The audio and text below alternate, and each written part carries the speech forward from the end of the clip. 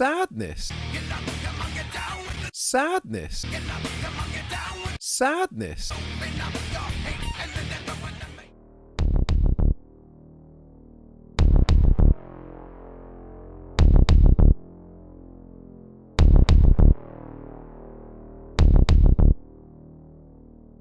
You said you had a new intro. I did, yes. Would you like me to do it? It's a good way to start off an intro. Hello. What's your intro?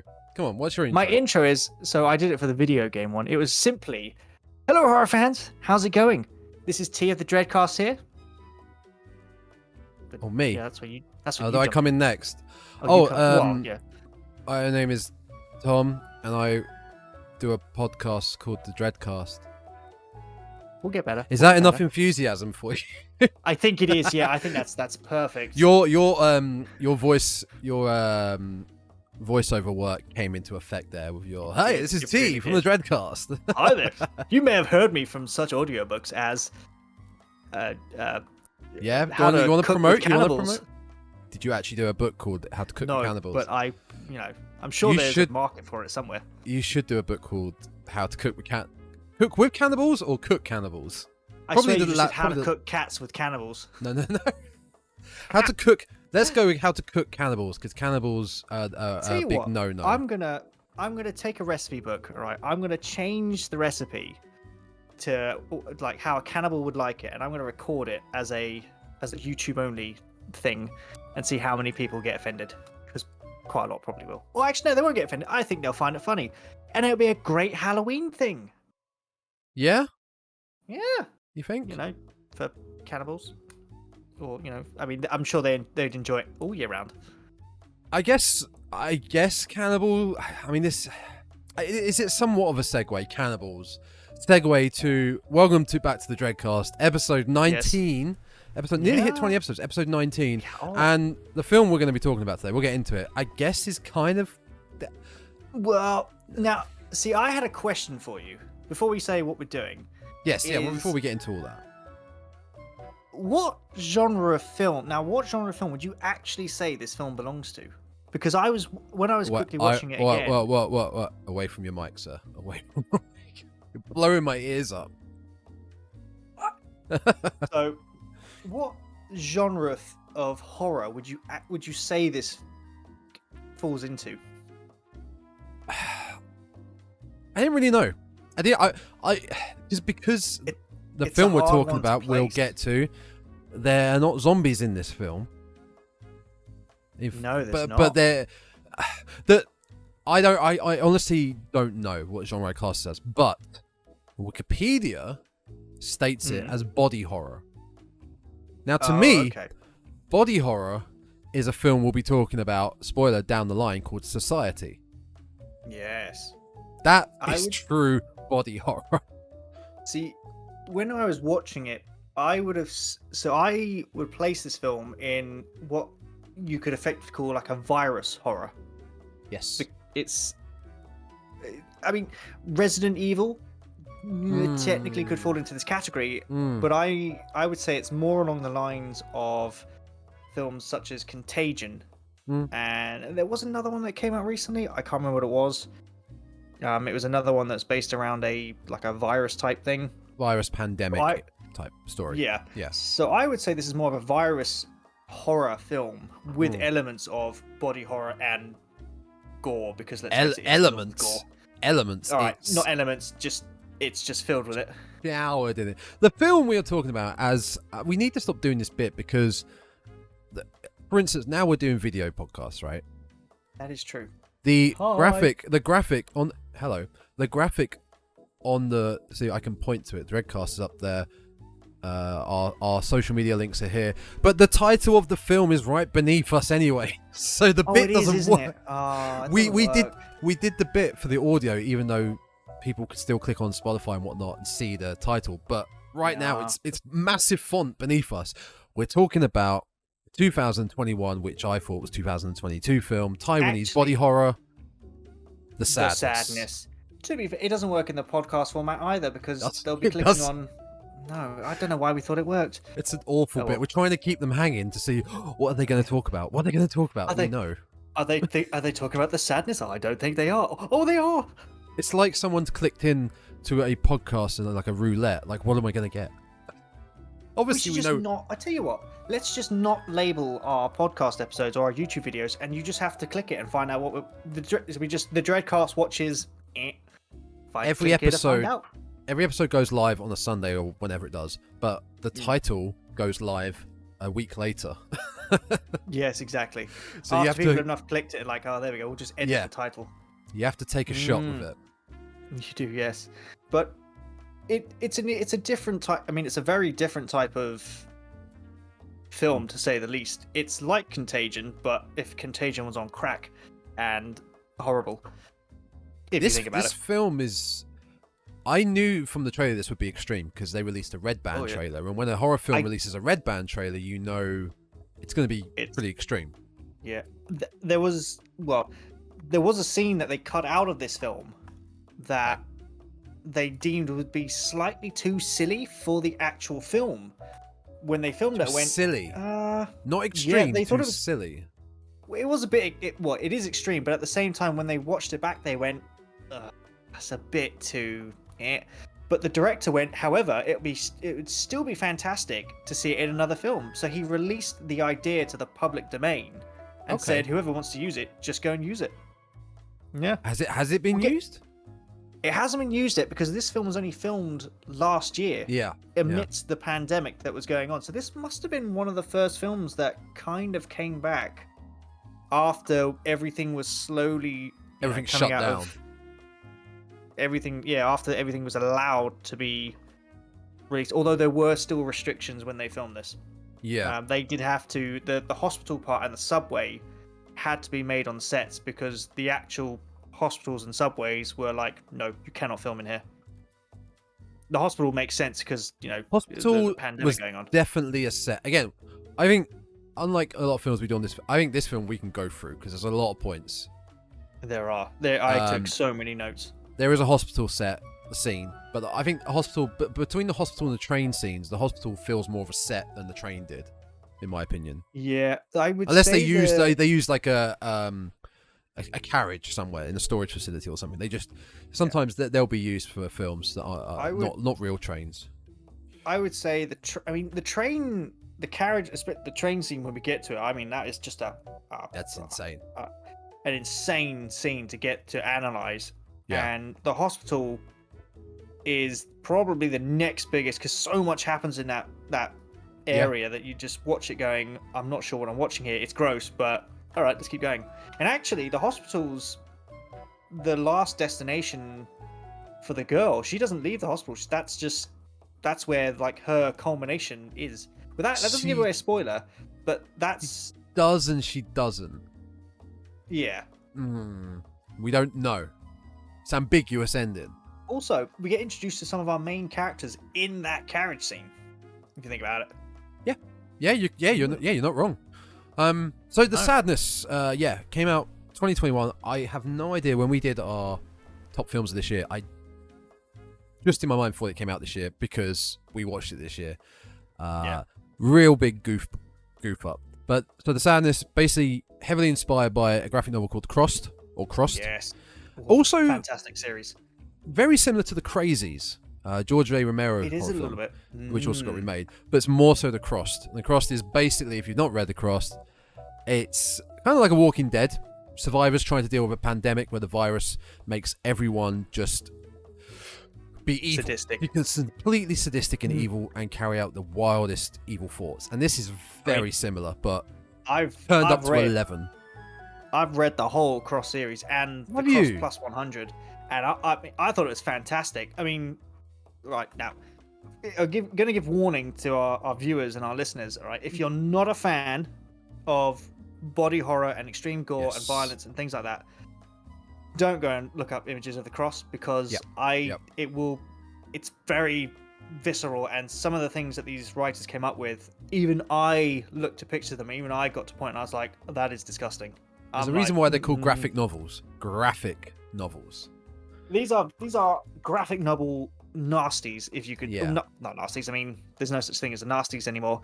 But if you're not a fan of it, don't type in the cross, because I literally typed in the cross comic, and they don't censor the images. You just get to see everything, and it's brutal.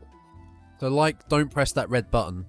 Everyone's But going to if go you do like this that now. kind of stuff, go look up the cross, because it's a fantastic series. I had no idea you had actually read it, because I've dabbled in it years ago. I never, like, I know of it. Yeah. I dabbled it. I never finished it. Never got that far. I had no idea you had read it, so I shouldn't have done the intro then. I'd have known you had read it. You go ahead. I went down to my local comic book shop. This was, when was this? It must have been 6 or 7 years ago. Probably when it started coming out.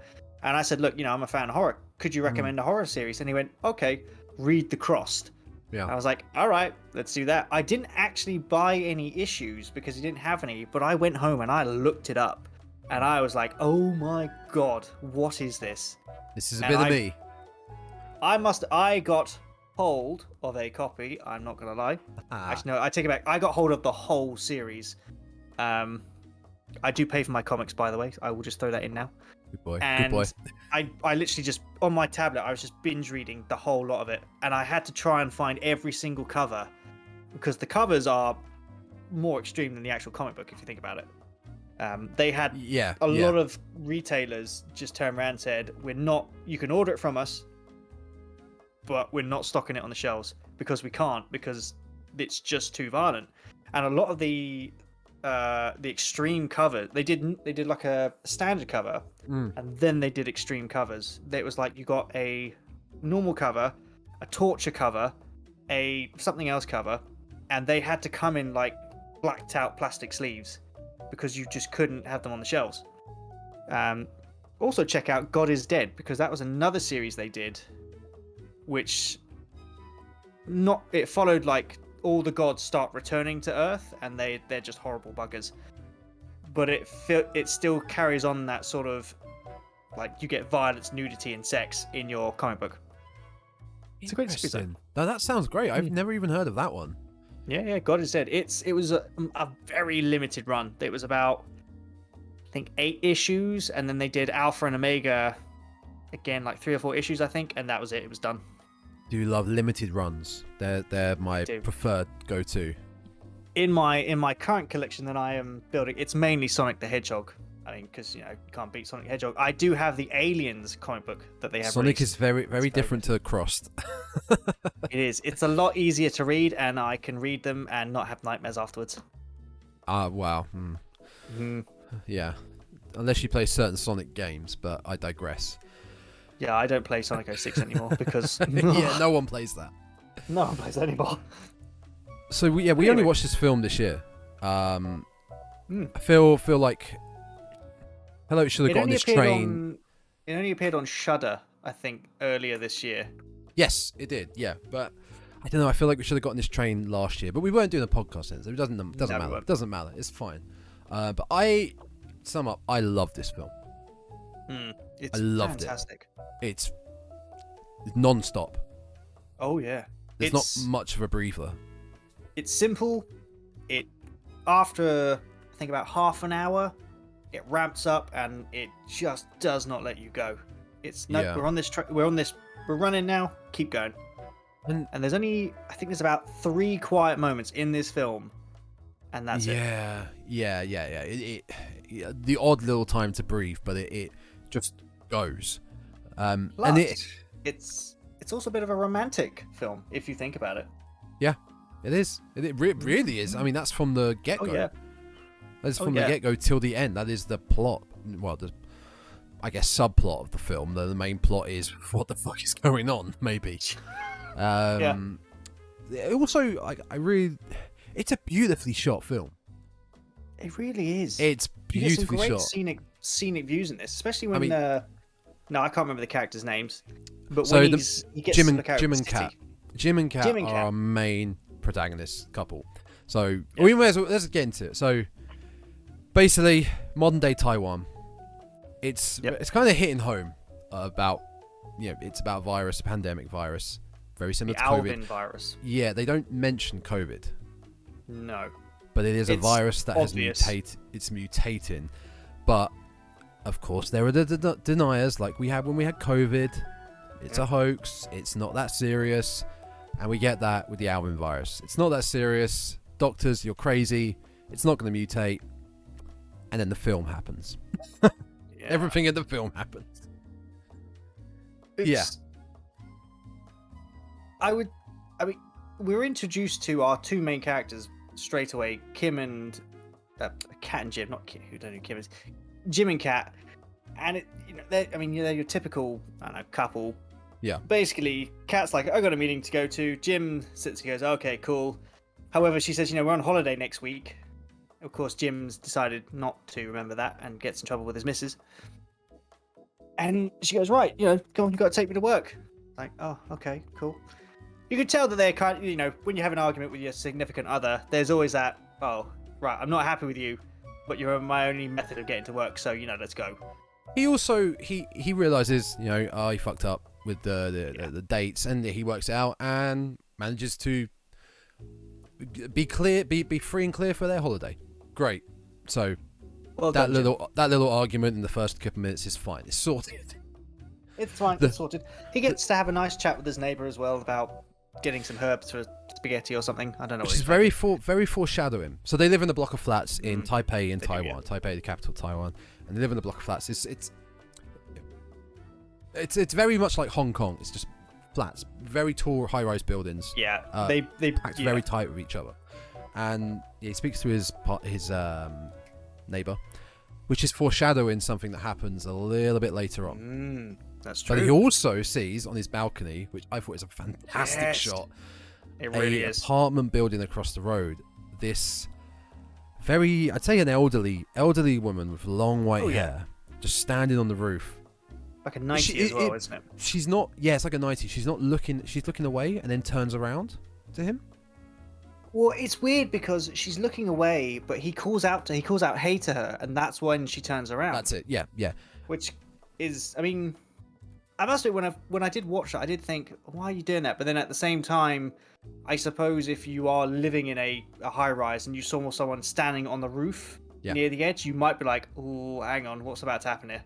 If I saw someone standing on any roof of any house around here, I'd be, hey, what's going on?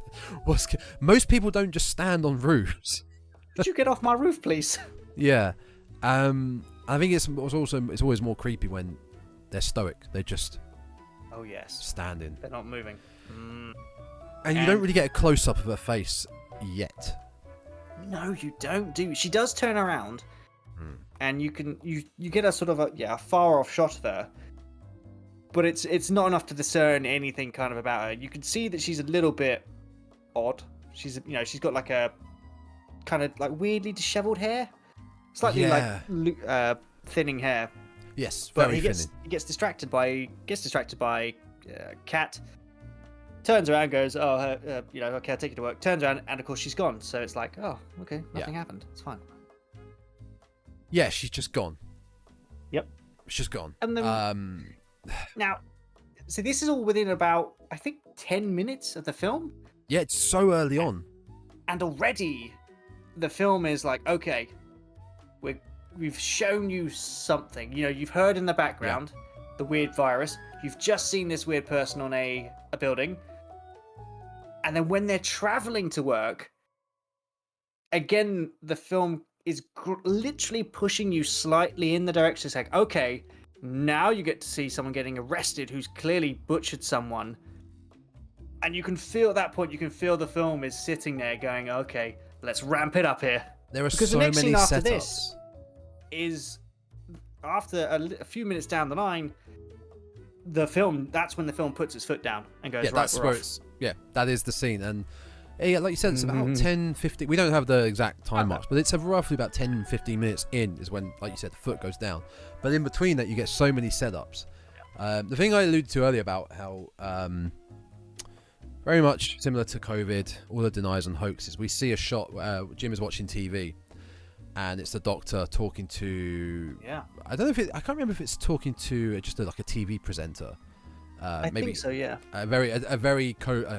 Alvin denier, shall we say, and this virologist is like, this is bad, this is going to get worse, this is mutating, And no,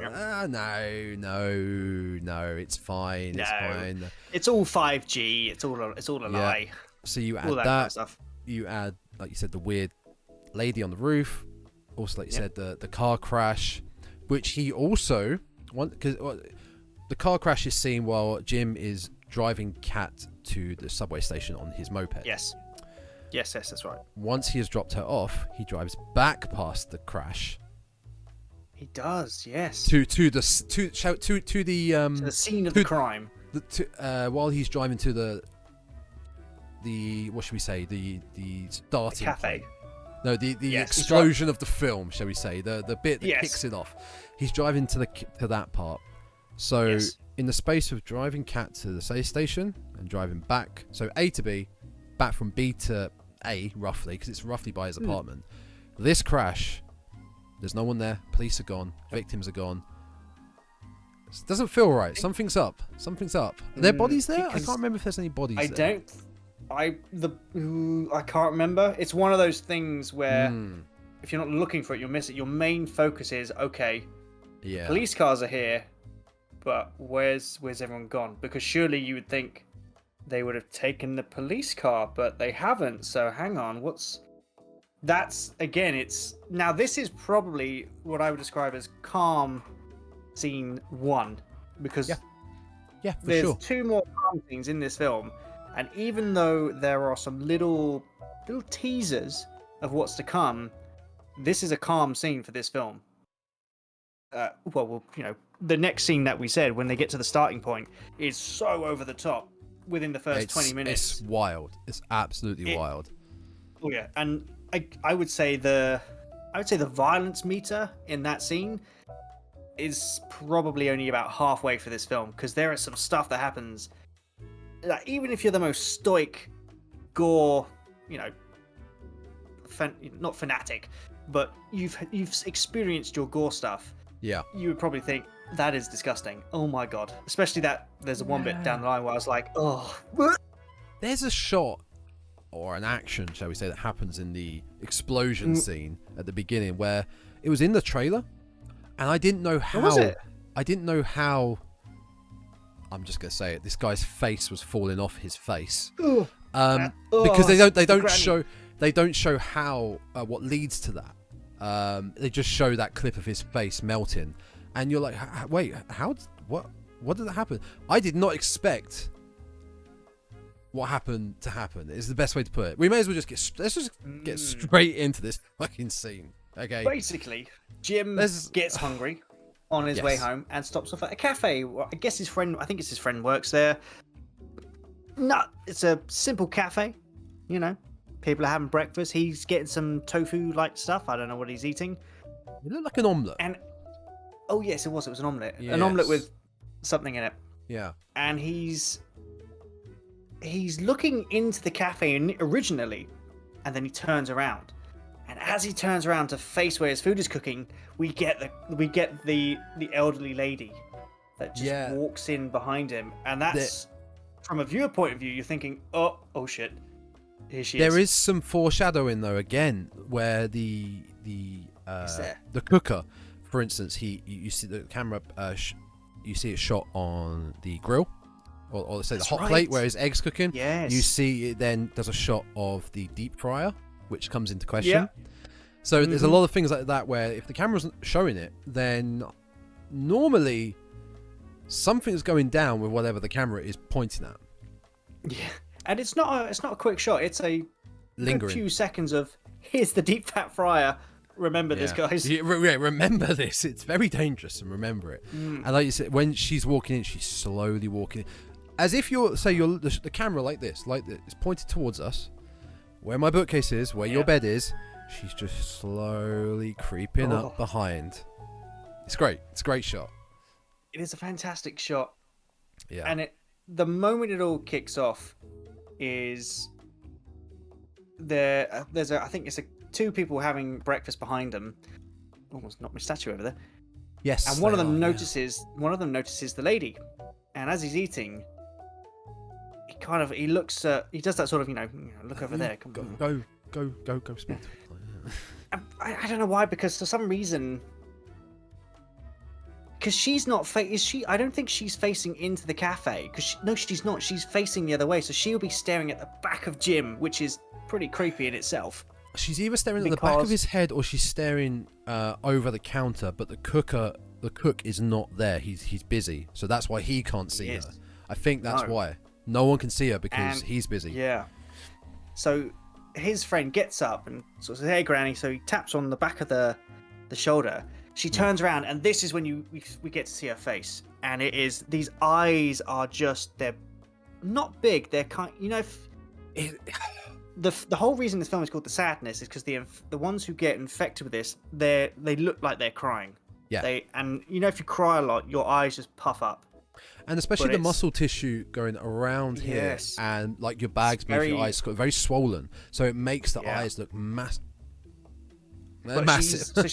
She's got these huge red puffy eyes, these tear tracks going down her face. Yeah. But this smile is like a Joker smile, I guess that's what you could call it. Yeah. And she pushes this dude over the table. I don't think she does anything to him. She must do something to him. She spits in his face. She spits in his face. Which spreads the virus instantly. And this virus is instant. This is an instant virus. Once you've got it, you're the Resident Evil virus. The Resident Evil virus is, you have to be bitten to do it. Yeah. This virus is any type of bodily saliva fluid touches your skin. Yeah, that's it. You've got it, which is terrifying. It is. He's had his face spat in, and he goes flying backwards, and of course this creates a commotion. And the chef turns around to look at him. Jim, at this point in time, I don't know what Jim's doing. Jim's not in the way. I think he's moved backwards at this point in time because he's not near the. Hey, here's the Wikipedia plot bit. There, a bloodied older woman with darkened eyes, mention that, assaults other customers, spitting thick mucus. Ugh. That is a disgusting way of. I mean, it is what it is. It's just such a more disgusting way of putting it, rather than us going, she spits or bodily fluid, mucus, spitting thick mucus on one and burning the employee with hot cooking oil. Yes, there we go. And now, what I love about this film is the special effects they did in this film were 99.9% real. Yeah. They made every single every single violent thing that happened. I know the 1% that I believe is fake, because a little bit after this scene, you see a lady fall, literally after he leaves the cafe, a lady falls out the window, goes flat on the floor, and you can tell it's CGI. It's very obvious it's CGI.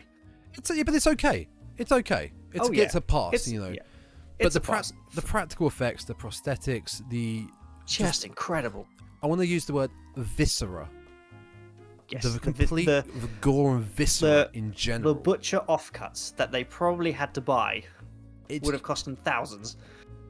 It's on brain dead levels / dead alive. Yeah. It's on that level, but obviously looking better because the blood in that was so pinky and it wasn't as violent looking. This is another level, and it doesn't even violence like in gore doesn't even have to be just seeing guts out everywhere, because what we see with what happens to the cooker, where she literally grabs one of the deep fryer pots, pours it over his head, but that's not enough. He's in that process. He's burning. His face is melting, but he's in shock. She starts to rip his flesh off while it's melting his face. Now the actor, whoever it was, did a great job of acting. Oh, he sold it so well. Because you could see that when this thing hit his face, his brain just, no pun intended, pretty much fried from the pain. You could see it was just going mental. And then when the granny's just sitting there casually like, oh, I'm just going to peel this out your skin. You could see half he's screaming, he's in shock, and he's just watching this lady like, oh no, there's a bit of your chin, there's your jaw, oh my god, this isn't even one of the top violent film scenes of this flipping film. It's not, but it's a way to kick it off. It is, and this is, like we said earlier, this is where the film puts its foot down and goes, here we go. hold on, because it will not let off until we get to the end. Please keep all your legs and arms inside the ride and have a great time. And off you go on the ride. Yeah, so Jim at this point in time, like we said, there's not much of a plot with this film. We've pretty much described it. It's it's a love story, and they have to try and escape from a pandemic happening in this city. Well, not a pandemic. At this point in time, it's a contagion that is running rampant through the streets. So Jim gets out and he goes, "Okay, I got to get home. Got to get safe. Got to find Kat." Oh, hang on a minute. Okay. There's still one more bit at the cafe. At this cafe. The car? Yeah. So, a few things. If you think this is a zombie film, it's not. No, it's not a zombie film, because of what she did to the cook's face. I keep saying cooker. The cook's face. The cook. Normally, with a zombie film, you might think she's going to rip off his flesh and maybe eat it. No, she's smiling, being absolutely sadistic, and just literally she's having a great time destroying this human. The guy originally who she spat the mucus into instantly turns into whatever she is, and starts violently attacking the guy he's sitting with. Yeah, stabs him with a knife. This shows how quickly this virus spreads. Like, once you are infected, you become... I have noted down, but simply put, you become a monster. Yeah. And what I really love about this is the fact that it's not zombies. It's similar to, like we said, the Cross, but it's also kind of 28 days later. It's like a rabies sort of virus that is so instant. But here we go. I wrote a proper note on this about why I adore. So, where is it? Hang on. So it's an interesting yet scary thought that in the early days of zombie films, here it goes, proper notes here, people. This is why it might feel like a script for a minute. So, like Night of the Living Dead, or I Walked with a Zombie, whether it be voodoo kind, or shall we say a strange death resurrection from space dust or whatever. Ooh. The fact that this now starts to coincide with like modern day viruses, I think is more hitting home and is more of a scary thought. This is far more intimidating and scary than your everyday zombie, because of what we've all experienced. And not to like, it's so it does sound silly to say that this could happen. This could happen. High chance this probably won't happen, but it's pretty close. It's pretty close to real life. I'm gonna skip to the end of my notes. It won't give away any spoilers, but I pretty much put out of all the ways, like of all the hypothetical ways the world could end, after watching this again for the second time, I went, I would never want this to be the way it ends, because it's awful, there is just if this happened to our world and it went worldwide, there's no hope. You may as well just what, you can either end it now or just become one of them and hope that they don't rip you to pieces as they do it. Yeah, because it spreads like wildfire throughout this film, and this film is set within a day. Oh yeah, one day. This spread, it's like millions just infected within a day. It just goes. And the other thing, we don't actually know the time frame for this, because the only passage of time changing is when you're with Jim, because once you get to the end game, shall we say, of the film, you have this could have happened in hours for all we know. Yeah, not even a day. Yeah. No. Yeah. Yeah. Like you said, this is quite a scary thought because of. Oh yeah. Antibiotics and medicines are becoming less and less effective against bacterial infections and viruses, because the more we take, mutation. The less our immune systems can cope. Yeah. So that's why I adored this. I don't want to call them zombie. No, monster. This version of this evil presence monster much more than a basic. If this was a zombie film, this wouldn't be as interesting. If this was a basic zombie film, no, it would also be a bit weird, because if they'd followed the traditional zombie, you're bitten, you die, you come back, effectively the only instinct you have is I need to eat. Yes. Yeah. They wouldn't. It's like the film would be. We probably wouldn't have watched it, considering we thought, well, it's just a foreign zombie film. And the level of violence and gore and stuff happening in this film would never have happened, because unless they went, oh, they're super aggressive, evil zombies, but then more people would probably think of it as a horror comedy. Yeah. It's kind of Shaun of the Dead, because with the amount of gore in it. Yeah, a bit like Shaun of the Dead, whereas the way that they handled it was... Well, actually, no, we'll tell you what. That's jumping ahead, because there's a great scene... Oh, your camera just died. Oh, I'm still here. I'm still recording live. Oh, I can't... Oh, you're back. There we go. Your camera freaked out at me for a second. Because there's a great scene later on, right near the end of the film, about 20 minutes left, where it gets quite philosophical, actually, when I broke it down. So we'll keep why it's better they did it this way till then, because otherwise we'll just... I didn't want to mention about I think we're talking about the same thing. I didn't want to mention the theory as to why these people are becoming monsters. Why the virus is the virus itself. Why, like, the theory behind it.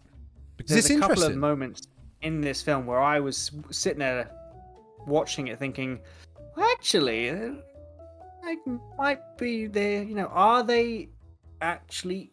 Well, no, actually, I'll wait till I get to that point, because again, if I say too much, it'll ruin it. So we'll go back to the cafe. Yes, the cafe ends. Sorry, I wanted to finish the cafe. Jim's run out. Yeah, you want to go ahead? No. I didn't personally want to finish. I just wanted us to finish the cafe because it.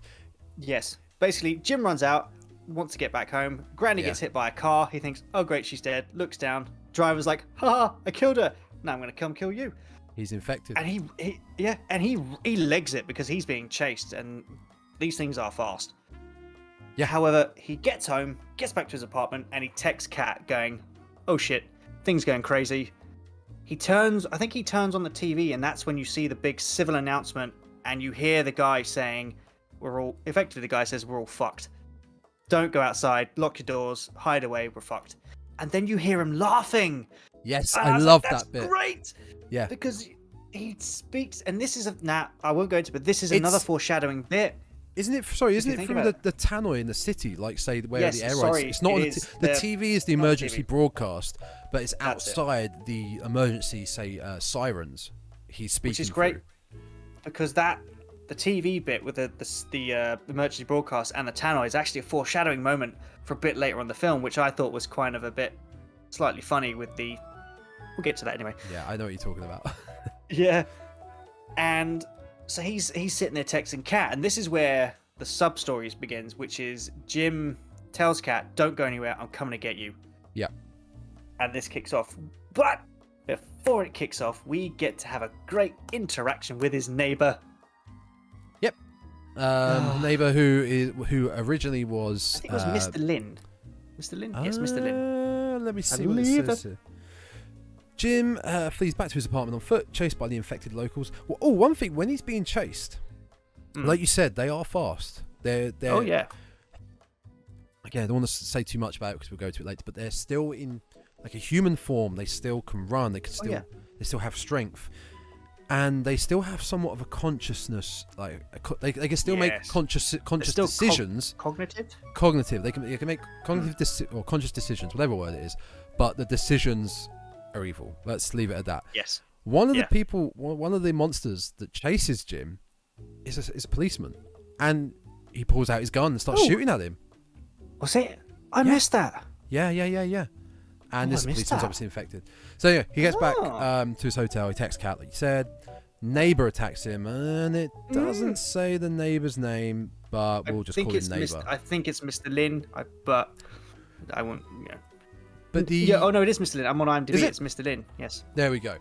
Now, when we first meet Mr. Lin, he's watering his plants. Yes. So that's kind of the foreshadowing for the tool/weapon he uses to attack Jim. It's not a watering can. No, it's a very much sharper object than that. Now you got to give credit to Jim because he manages to hold back a pair of secateurs. Yeah, they're big. I mean, his hand is going to be, pretty. Well, I should get to that in a second. So Mr. Lin is trying to effectively, he's trying to sadistically torture Jim before killing him, etc. And he chops off like the two middle fingers. I think he chops off these two fingers or something. Yeah. What I liked about that though is that normally in a horror film, it's so early on he might get away. He might a struggle, grab the tool, and kill Mr. Lin. Kill them. No, he actually he got severely injured really early on. Oh yeah, this is a pretty big injury for Jim early on. Yeah.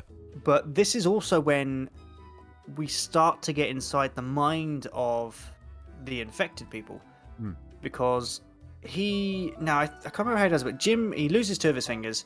I think he manages to push back Mr. Lin, who falls on the floor, and Mr. Lin looks up at him and he goes, "Oh, where's your girlfriend?" He goes, "Oh dear, you've lost 2 of your fingers. Don't worry, I can still use my 2 on her." He says it in a bit more of a explicit way, shall we say? But that's when you start to see, okay, this is some people thinking, okay, that's a bit extreme, which is, kind of what this virus might start doing to people. At this point in time, Jim thinks, fuck that, and smashes him over the head with I don't know what he uses, a very heavy object. He's gone. He's gone, which is great because which is an interest because he's lying dead on the floor. And that's when I sat there going, okay, you've kind of got elements of the zombie franchise there and Resident Evil, which is smash them in the head, give them enough trauma, and they'll die. Still, but this film you could do that with any human. Yeah, if you hear, yeah. But I mean, he whacks him on the head and he crumples. You think, okay, it's gone. Yeah. Not the case, however, because he steps over him after losing 2 of his fingers, and I must admit his reaction is a little bit muted to that. You'd probably be howling in pain. And Mr. Lin starts to get up, and that's when you realise these things are pretty damn durable, because the whack to the head didn't do a thing. And in fact, Mr. Lin gets up and goes, "Okay." You have to literally destroy the body for it to not be moving anymore. Because very similar to Return of the Living Dead. In Return of the Living Dead, you could cut the head off and the limbs, and they'll still move. And there's a great moment later on in the film where we just get to see just pent up rage unleashed on something. Are you talking about with Kat and a certain certain person, a certain stalker, shall we say? Yes. Who we get to meet right now. I did realize during my well, actually, an interesting little side note is when Jim gets back to his apartment. Yeah. Before the TV changes to the emergency broadcast, it shows a cartoon, which is very weird. It shows a little dancing cartoon thing, which initially when you meet it, it's like a marching band playing. Yeah. But the marching band it's basically naked, pregnant ladies being followed by a giant wolf who then has a weird 3-way with them. I don't remember this. Yeah, it's a very odd I don't remember scene. this at all. And it's the director and writer of this is Rob Jabaz, a Canadian filmmaker.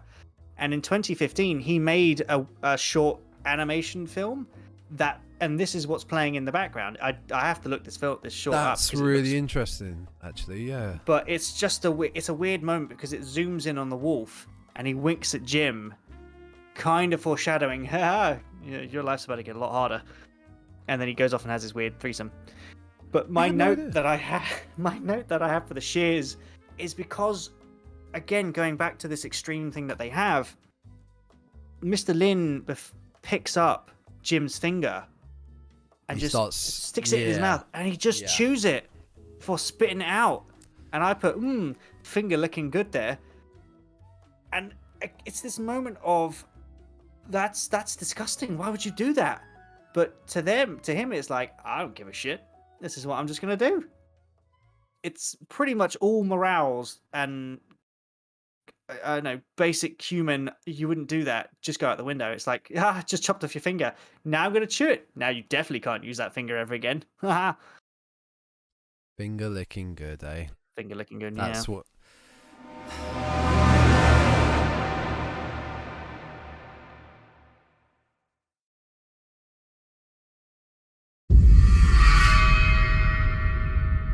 Right.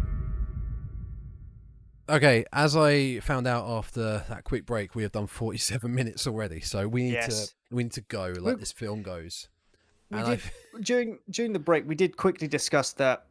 To be fair, in the build up to this the film putting its foot down, there is actually a lot of breakdown because the whole premise is kind of crammed at you within the first maybe 20 minutes, half an hour of this film.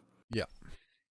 As soon as we get to the cafe kind of ramps it up, but you could effectively say the train scene is where it just goes from violent scene to violent scene to violent scene to violent scene, one after the other, with a brief pause in the middle. The train scene, right? So the train scene is we're back to cat on the subway train. Cat stories. Cat on the subway train, and it begins with a little bit from the trailer. Actually, she sat down, and a guy on the train, older businessman guy, just starts to talk to her, and in a way, verbally harass her. I don't know, and then sexually. Yeah. Initially, it's you would assume you could say it's kind of a bit harmless. It's like, oh, you're reading. Oh, that's cool. What are you reading? And Kat's a bit more sort of like, oh, it's a novel. It's like, no offense, it's nice you're being friendly, but I'd just like to read. Starts to get a bit assertive and aggressive. Yeah, that's when he starts to get a little bit too hands-on, shall we say? Yes, it's like, oh well, why are you reading that? And she's like, look, do you mind? Could you just leave me alone? It's when he touches her on the arm. That's when she's sort of like, because he asks her where she works. And at that point in time, you are thinking, that's getting a little bit... No, because he tells her she's beautiful. Yeah. He says he's been watching on the train and he thinks she's beautiful and then asks where she works. Which those two sentences together are... I mean, for most people, will probably be a red flag. It's like, hang on. You're getting a little bit too... I get the feeling his character is based here. upon a much older generation, whereas back in his day, when he was younger on public transport... didn't have phones and all this where everyone is just bogged down their phone and people talk to each other.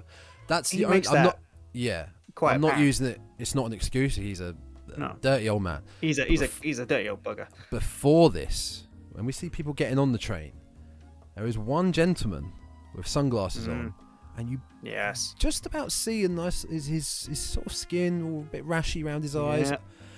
There's something up with this guy, and you start to follow him, but.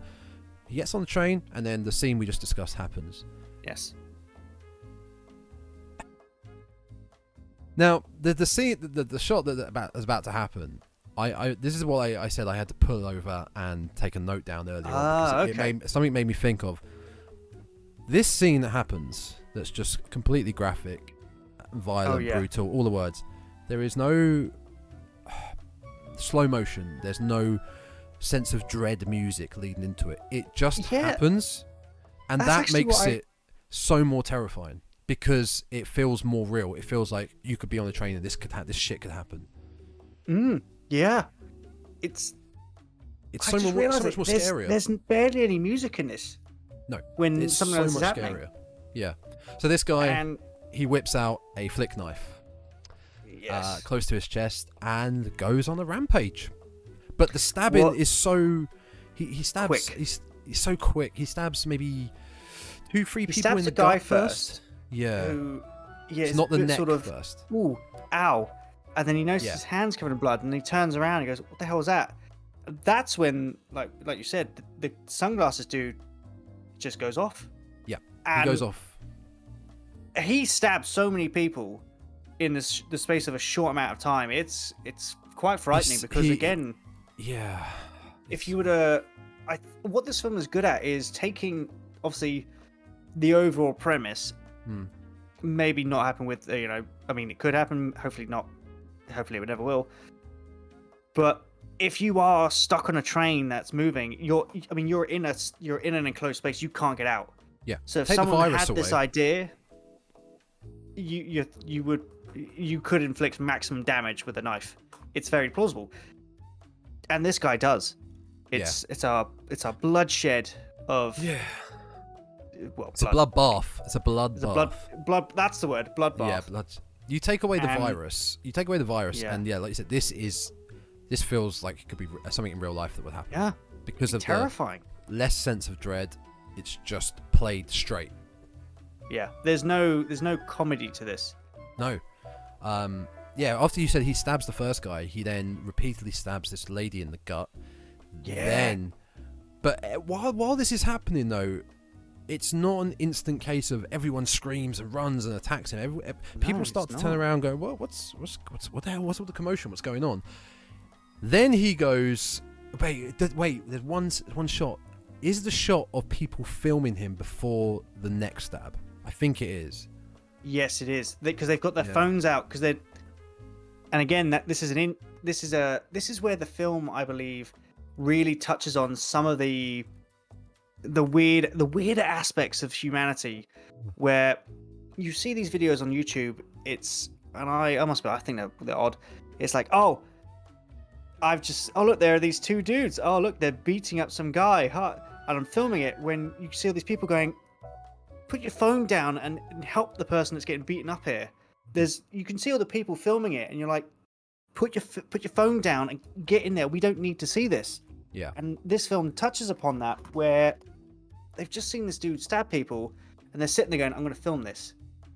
Rather than, oh my God, there's a guy with a knife. If we all get together right now, we can stop him and prevent further damage. But for some reason, they don't. I thought exactly the same. But I then started to compare it to the Texas Chainsaw Massacre. No, sorry. Texas Chainsaw Massacre. Texas Chainsaw Massacre. The bus scene. I feel these are very similar yet contrasting scenes. Yeah. The bus scene massacre and this train massacre. They start filming in the Texas Chainsaw Massacre. They do, yes. Massacre in the bus. Yeah. But it's so cringy. It's so hokey. It's so just awful. Making cheesy comments. This, you're still annoyed that why the fuck are you filming? But at the same time, it felt more grounded, more down to earth. That okay, a few people might do that in real life because that's the era we live in now. It's the world we live in. Yeah. But at least they're not going, hey bro, who you stabbing over there? No, I got you. And a selfie. Hey, look at my friend. Like, none of that. It just it felt a bit more down to earth. Yeah.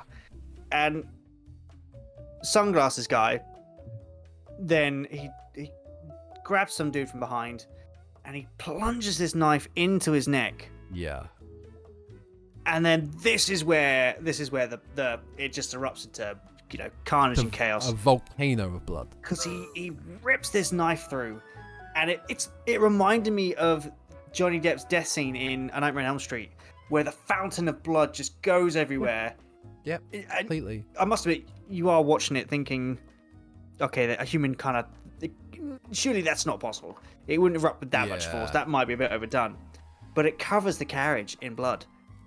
And the people that he had obviously hurt and infected, they just pop up like, cool, it's our turn.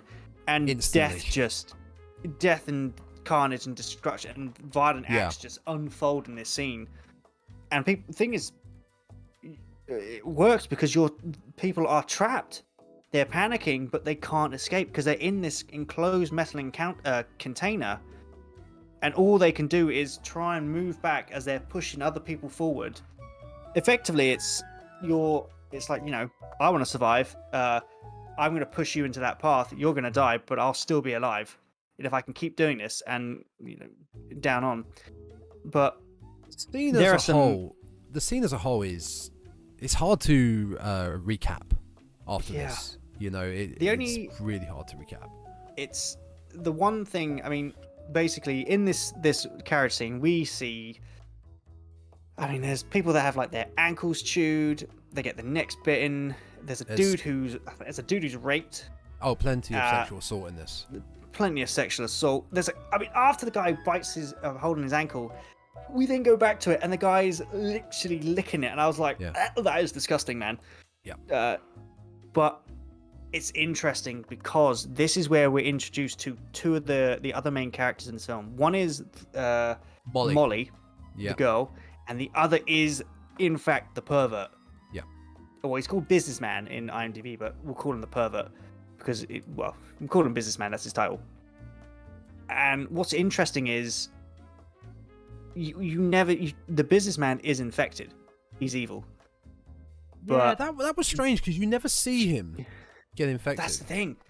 I know, you never see it. But at some point, he's been infected. I must admit, when he's talking about when he's doing his odd little speech, you can kind of get hints that he is harboring some odd thoughts anyway. So maybe, and this I've got a point now. I've got a point on that which will come a bit later that is interesting. And he stands up in front of these. No, sorry, Molly looks up, and the next shot you've seen is his umbrella just goes through her eye. Yeah, because she sat next to Kat, and she's kind of like panicking, going, "What's going on? Oh my god, help me!" Yeah, and it comes out of nowhere. This umbrella into her eye. Now, Wikipedia, I don't know Wikipedia you can edit it, anyone can edit it. Whoever wrote this plot, very interesting the way they've described this businessman. It states the Alvin virus transforms his anger at being rejected by her into a desire to rape and murder. So the virus transforms his, but you don't see him get infected. Say for instance, sunglasses guy, we'll call him, that stabbed a victim in the neck. If the bodily fluid from sunglasses guy would have to, in theory, go into some of these people to be able to transform them. That's where I kind of got a bit lost with the infection status, because we saw how people got infected in the cafe. The mucus, disgusting scene. The other thing could be because the infected, obviously they cry, so maybe if they're tearing on you, you're infected. I don't know. Or just saliva particles just out in the air, like you. Same with COVID. Yeah, it could same with COVID. It can spread via particles in the air. So that's the other way. So maybe he caught a tiny little particle and then suddenly changed, and his desires just ramped up. But then the girls were lucky not to get, shall we say, tiny particles in the air at the same time. Yeah, it's not very clear. No, how it's passed on. But again, the film doesn't make that clear. The film's like, this is not really what you want to focus on here. The how it transmits, it's not the main issue. The main issue is how do they survive in a world where the virus is passed so quickly. How do you actually prevent it from catching it? And I can't remember. That's all right. The train gets to the station, and they all flee out, and there are some survivors. No, sorry. The businessman is rugby tackled. Yes. Which is how the girls escape him, and they get out, they flee, they run a certain way, and he just follows them. I must admit, it reminded me of the Terminator, who's, no matter what you do to him, he's always just there. He's always following you. Yeah. He also, I haven't got the exact wording, but when he does stab Molly in the eye with the umbrella, which I think it's a great scene because you don't expect it. He verbalizes that, doesn't he? He literally verbalizes he wants to rape them, sexually assault them. Yeah. That's a constant throughout the film. He wants to do that. Yeah. I actually wrote down about this because, like we said, there's a lot of sexual assault in this subway, and it's kind of a constant throughout the film. It's gratuitous. I can never say that word properly. Gratuitous. Just chosen desire to kill plus sexual assault desire. That is the focus here. And I would say it's more of a desire to inflict maximum pain. Maximum pain in any way possible, but the uncontrollable sexual desire it doesn't get aimed, as we see later on, at just the uninfected. No. They become literal sexual predators. Oh yeah. And we'll get to that part sadistic one later on. Yeah, we will actually. That's just gross. That's gross. No, that part. I know. Well, I was talking about a certain speech that happens a little bit later on. I did take a note on that. Okay. And so the two girls are running, and this is now Kat and Molly. They've pulled up at the hospital subway entrance, and they're running away. They run into another guy who tries to stop the pervert, has his nose bitten off, and is dispatched post haste, shall we say, as Terminator businessman keeps on rolling. And they keep running. And where does he get his axe from? The businessman. It's on like a break fire in case. I don't know. It's like a weird. It's a weird place to have it because this is basically a. To all you video viewers, he is the guy in the poster right here. Yeah, there he is. And they're running to the exit, and a guard, like a subway guard, sees them and thinks, "Oh shit," and goes and starts to close the gate. Yeah. Now they get out. Now they get under it, and I must admit, I felt bad for the security guard at this point because for me, the two girls were slightly in the wrong here. Why? Because they get out and they crawl out, blocks off businessman, and Kat asks him, goes, "What on earth are you doing? Why didn't you come and help us? You could have helped us." At which point the guard says, "Well, I didn't know if you were infected or not, so I'm going to close the gate." Molly then punches him straight in the face, and I sat there going, "No, ladies, just like he did the right. Most of us would have done that if they saw the two of you covered in blood. One of you's missing an eye. They would. Most of us think, oh no way," and they would go to close the gate. So I felt bad for this dude. I am on the fence with that. I'm on the fence with that. I'm okay. not agreeing. I'm not disagreeing. While yes, he could have helped them. At the same time, that I would say fear and panic would have kicked in, and you would have thought, well, hang on, it would have been if they've just been attacked by someone who's infected, where's that person? Could they be coming around the corner? Which he then does appear around the corner. So would you make that? You have to make that assumption that okay, they're infected. I'm not assuming that they're healthy at all. I'm making the assumption right now that they're infected, and if they're not, I've just killed 2 women. Yeah, I suppose in most of these sort of apocalypse type films, you would. That's just that would be a daily hard choice. It's do I close the gate? I might kill 2 ladies who might not be infected, or do I close the gate and they were infected? I suppose that's one of those things you just got to kind of justify. The thing with Molly punching him though, the girl did just get stabbed in the eye. She's probably pretty pissed. Might be a bit pissed, so now fair this is enough only, to by that. the way, this is only 40 minutes into an hour and 40-minute film, so a lot has happened. But like we said earlier, Kat and Molly and the guard go into the hospital. So Kat's now at the final place in the film. The hospital is really the final set piece, which is featured throughout the. I guess we class as the end of the second act into the third act. Yeah, which brings us to the second calm scene of this film. In the reception, and we. Or are you talking about Jim? We're talking about Jim. Jim on his motorbike. Yeah. Jim's on his moped. He's out. He seems to be on the outskirts of town, which is a bit odd because I thought he was in the town. I just remember one thing about his motorbike. So he gets his motorbike when he's out of the apartment building. He's acting really. He's trying to be really quiet in the streets. Oh yes. And he tries to get to his bike and it won't start. Of course, he tries to be really careful. Yeah. And there's a group of I'm going to call them monsters again. Oh, they are. They're torturing someone. Yeah. Just because they can. They break this guy's arm. They curb stomp his arm. Yeah. And he makes a ruckus trying to get his bike started. They turn around and they start chasing him. Is it also in this point where... Because we cut back to Jim a lot on his bike, travelling through the town into the mountains. But there's one point where he's just leaving the town where there's a shot panning, I think, through a radio, and there's some reporter giving information of how many are infected, get out the city. That is... And at the so same that's when he gets chased by the half-naked man. That's who I wanted to bring up, yeah. Yes. Yeah. I think this is when he's leaving the city. There is a half-naked bald man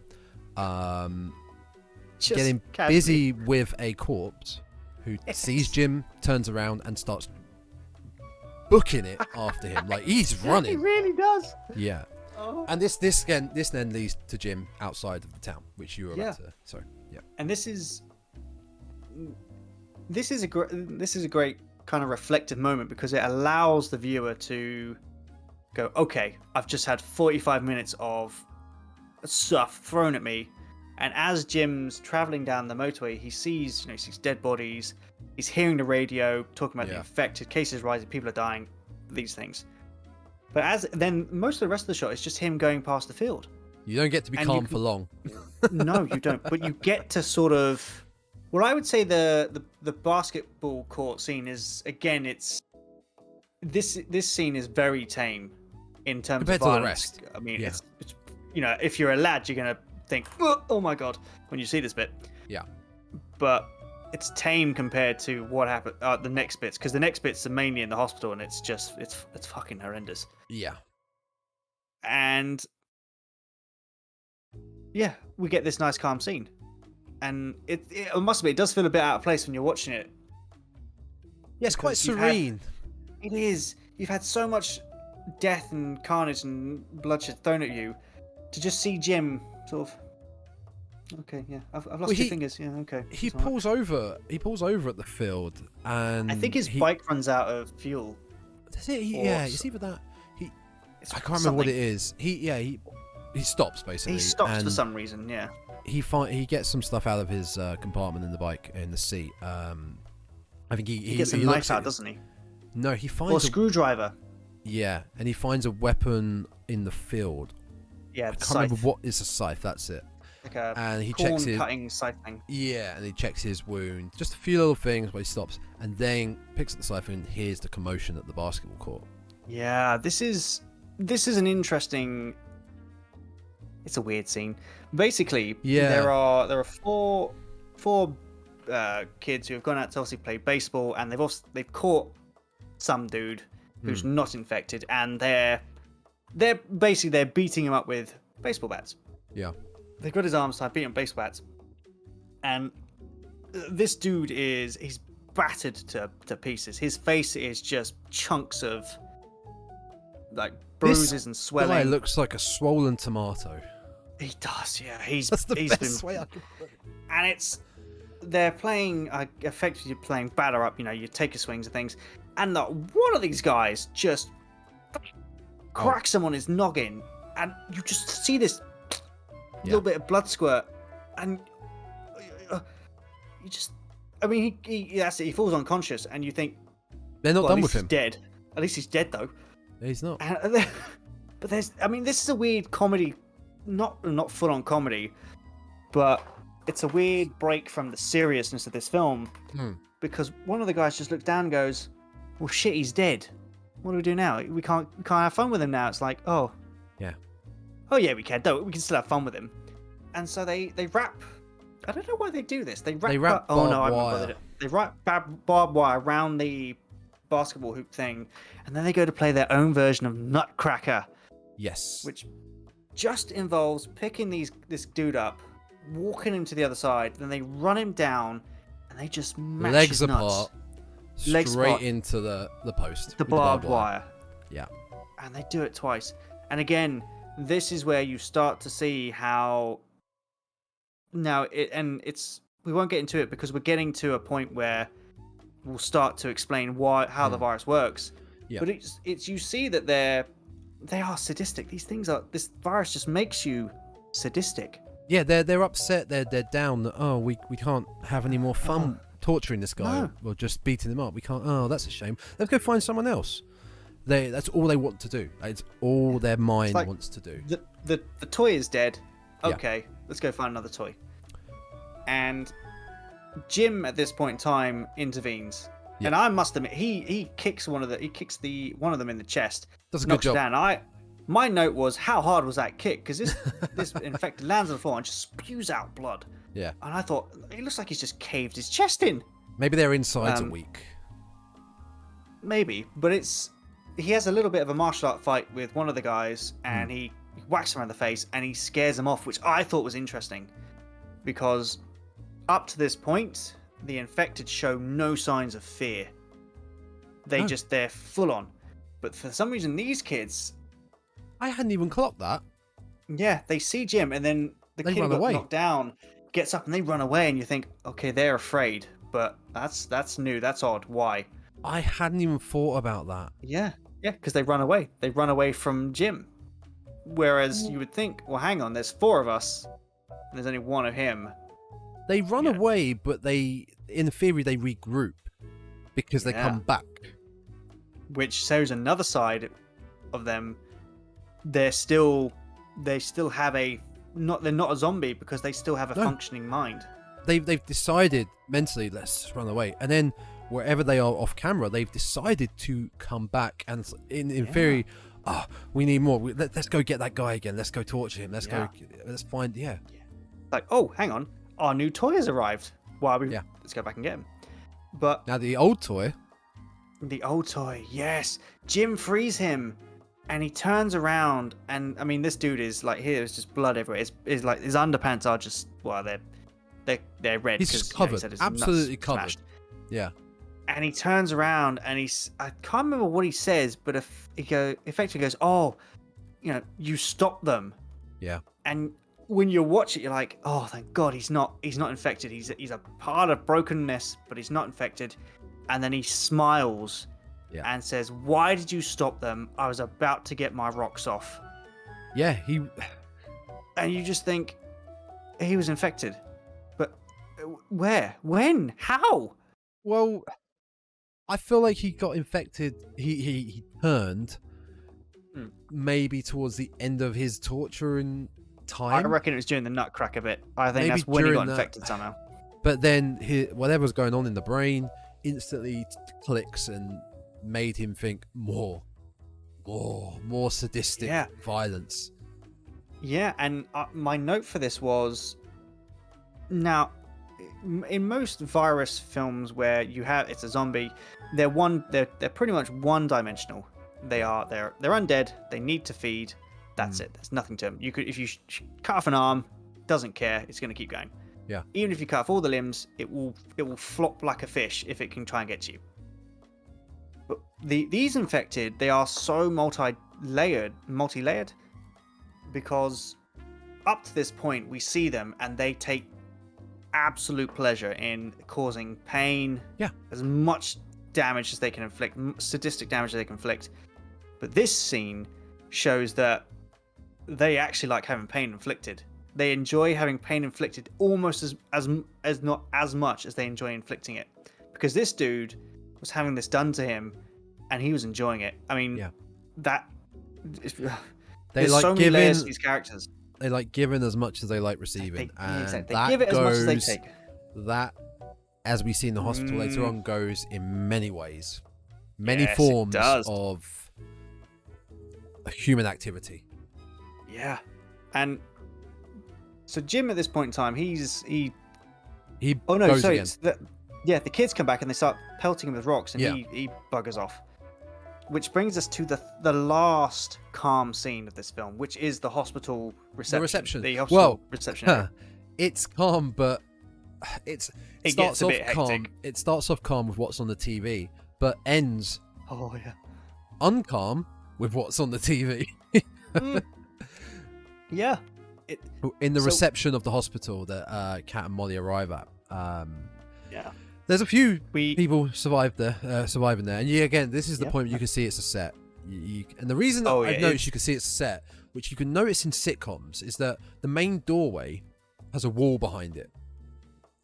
You see that in sitcoms. Say, like, when you see an apartment in a sitcom, someone goes back to their bedroom, they go through the back door, like the back archway in there, they go like that, but they go left or right down a hallway. It's never just keep going. There's always a wall, so you know that this is a set. Yes, yeah, exactly. Yeah. I see. This is where I had this is where one of my a kind of a funny sort of notes was. Oh yeah. Is we get to see the government for the first time on the screen. The government go, look, we're on, and the generals. You've got the president and they're lined up, aren't they? Like in a horizontal line, and then there's a podium in the general. middle. And I can't remember the president's speech says, look, stuff is going wild. I'm going to pass you over to the general. Shit's crazy, y'all. Shit's crazy. I'm going to give you to the general. He's taken over because we need the military. I'm out of here. The general gives a really good speech about we've got the virus. This many people are infected. We've got to act now. We've got to band together. We've got to be strong. We've got to fight. There's all these things. But it's great because we get to see this close up of his face from the side. And all you can see is just this little bit of sweat that just goes down. The pupils start to dilate as well. And that's the moment you realise, oh shit, he's infected. But he keeps it going. But the more you watch him, the more the sweat just starts, because you can see. And again, we'll get to this in the scene where we can explain all this coming up very soon. In the third act of this podcast. Yeah, you can see his mind knowing he's infected, but he's trying to hold on to whatever he's got left. And he closes his eyes and he opens them, and it's just the blood red eyes. The brows go up, and it's his death scene is just incredible. The president's death scene is fantastic. It's fantastic because, well, I tell you what, I've explained. You explained this death scene because I did the last one. Well, before the death scene, like we said, it's quite scary how they're not zombies. They have cognitive, conscious decisions. They're making these. They're choosing to do all these horrible acts of violence.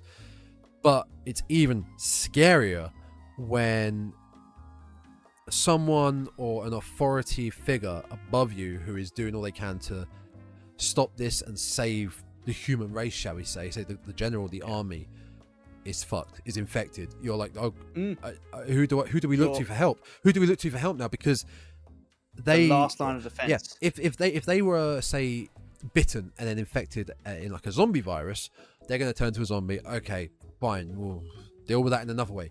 No. The general now has conscious decisions that are going to go in a bad way no matter what he does. Plus, let's be honest, generals usually have access to certain firearms and weaponry, high explosive weapons. Yeah, and one in particular being a grenade that he shoves in the president's mouth, and we get the beautiful head explosion. Dude, it's great. It's up there now with one of my favorite head explosions. It's up there with Scanners as one of the best head explosions in my opinion. What is interesting about this is the general actually, he bucks down, but he holds. He holds it. Right? This is the president. You can see his hand is behind it. Yeah. And it just goes to show that they're going to be as sadistic as they can, but if they have to lose a body part, they'll give it. They'll care. Do whatever they can to be as pure evil as possible. Yeah. Pure evil. Now this is where my amusing comment was, because the whole hospital, the whole hospital waiting room just witnessed their general blowing the head off their president, and they're just like, whatever we do. Oh right, okay. They begin. I was like, you'd be a bit more. Oh my god. Mm-hmm. They do begin to panic, but it's not as instant as you would have liked or hoped or expected. And they panic because some dude gets annoyed at another guy. Yeah, they start to just have a fight in between them. Rather than, is our army infected? But there you go. Do you remember? Is it here where Matt wants to use the subway? Subway guy's phone. The guard's phone. Molly's been taken away. Molly gets taken away for treatment on her eye. So she's gone. But Molly wants to use the subway attendant's phone. And the subway attendant's phone, he doesn't really want to give it up, but she spots how his lock screen gets unlocked. It's like doesn't she? Not yet. Is that not yet? She finds that out when she's in the shower a bit later because she breathes on it. But no, she finds. Yeah. Okay. She doesn't find out yet. Yeah. No. Okay. Yeah, you're right. No, she sees it later on, but what she does see is that there is a lock screen, so she can't use it yet. Yeah. But she does grab his phone. She does get it eventually. Yeah. So he's got it unlocked at that point in time. Yeah. And she grabs it. I believe she manages. She keeps it unlocked for a while. Yeah. It's only when it locks does she realize, oh crap, I got to get this open again. And this is where Jim and Kat speak to each other. They make contact finally. Is it in the reception? Yes, Kat messages that she's in the hospital. Yes, that she's safe, and that's where he should go to. Yeah. I don't know if she calls him. Does she call him? She does, because Jim has a weird moment by the lake. Yeah, that's after this. No, sorry. So she texts him saying, "I'm in the hospital." Yeah, that's it. Now, and before, obviously, whilst this, somewhat calm scene is going on, we get Businessman back again. Oh boy! Well, it's during the panic, but they're fighting in the reception room because the guard is trying to calm them down. The guard, there's two guards there. They're trying to calm them down, and they pull out their pistols to just take aim, but try to calm them down. And the camera pans to the glass door behind the guard, and you see Businessman standing there smiling with an axe in hand, covered in blood. He's got such a dead expression on his face. Yeah, it's just it's almost calm. It's weirdly calm. But all he's doing is hunting behind her. that is evil. He's he's hunting the women. Those 2 women. Yes, they are his desire. That's what he's after. Yeah, that is it. And he breaks the glass, and all hell breaks loose. All his infected friends come flying into the hospital, and now the hospital is not safe. Exactly. Now, during this panic, Kat and the guard get away. The hospital guard doesn't get away. The hospital guard gets an axe to his back and dies, or doesn't die. I'm not sure. The subway guard, and Kat run away, but they split up. Yeah. Kat goes one way with his phone, and he goes another way. She finds a staircase and goes right up the top of the building. Whereas the subway guard finds Molly, who is virtually catatonic. She's been in a wheelchair. In a wheelchair. And the subway guard sees her and thinks, okay. He knows that the infected are coming, so he hides underneath a nearby table. Because he knows that Molly is going to be the first thing that they see. And who finds her first? Businessman. And what does he do to her? You'll find out after the break.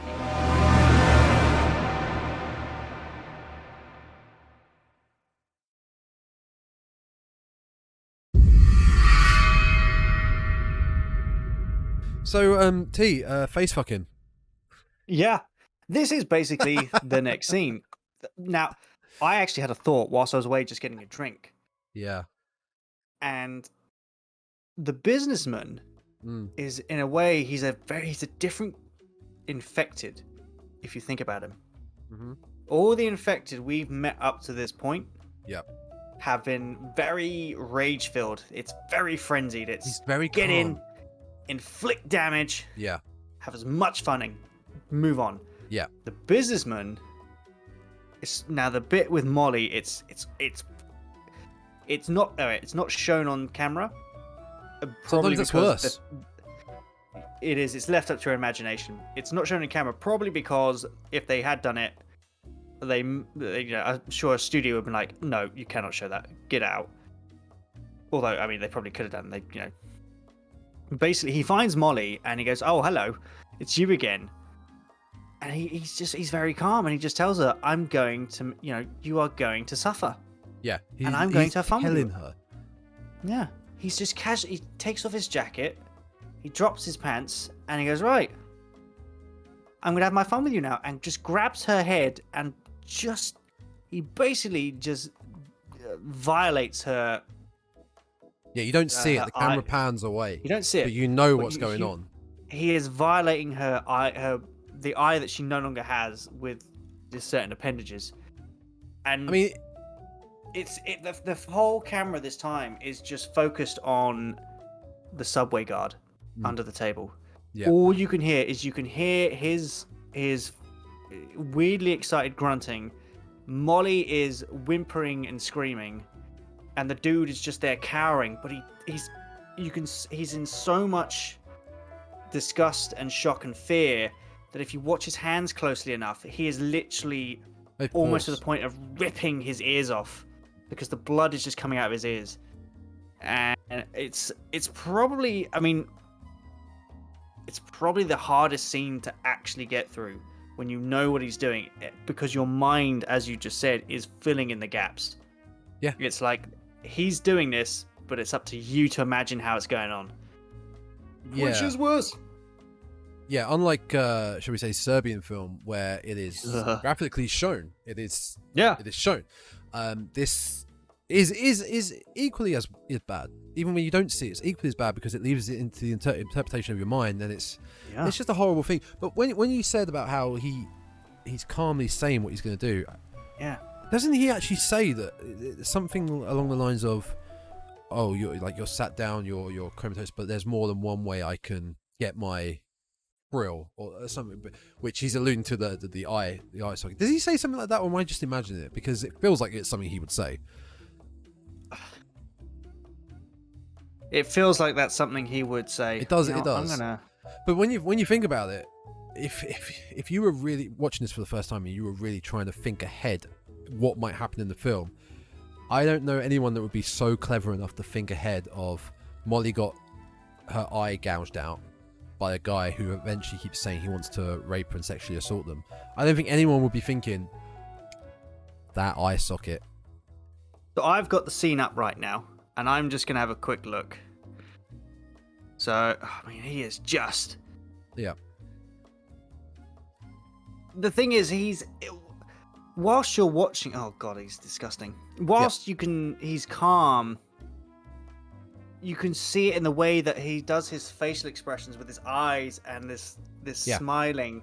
Yeah. He's gonna have fun.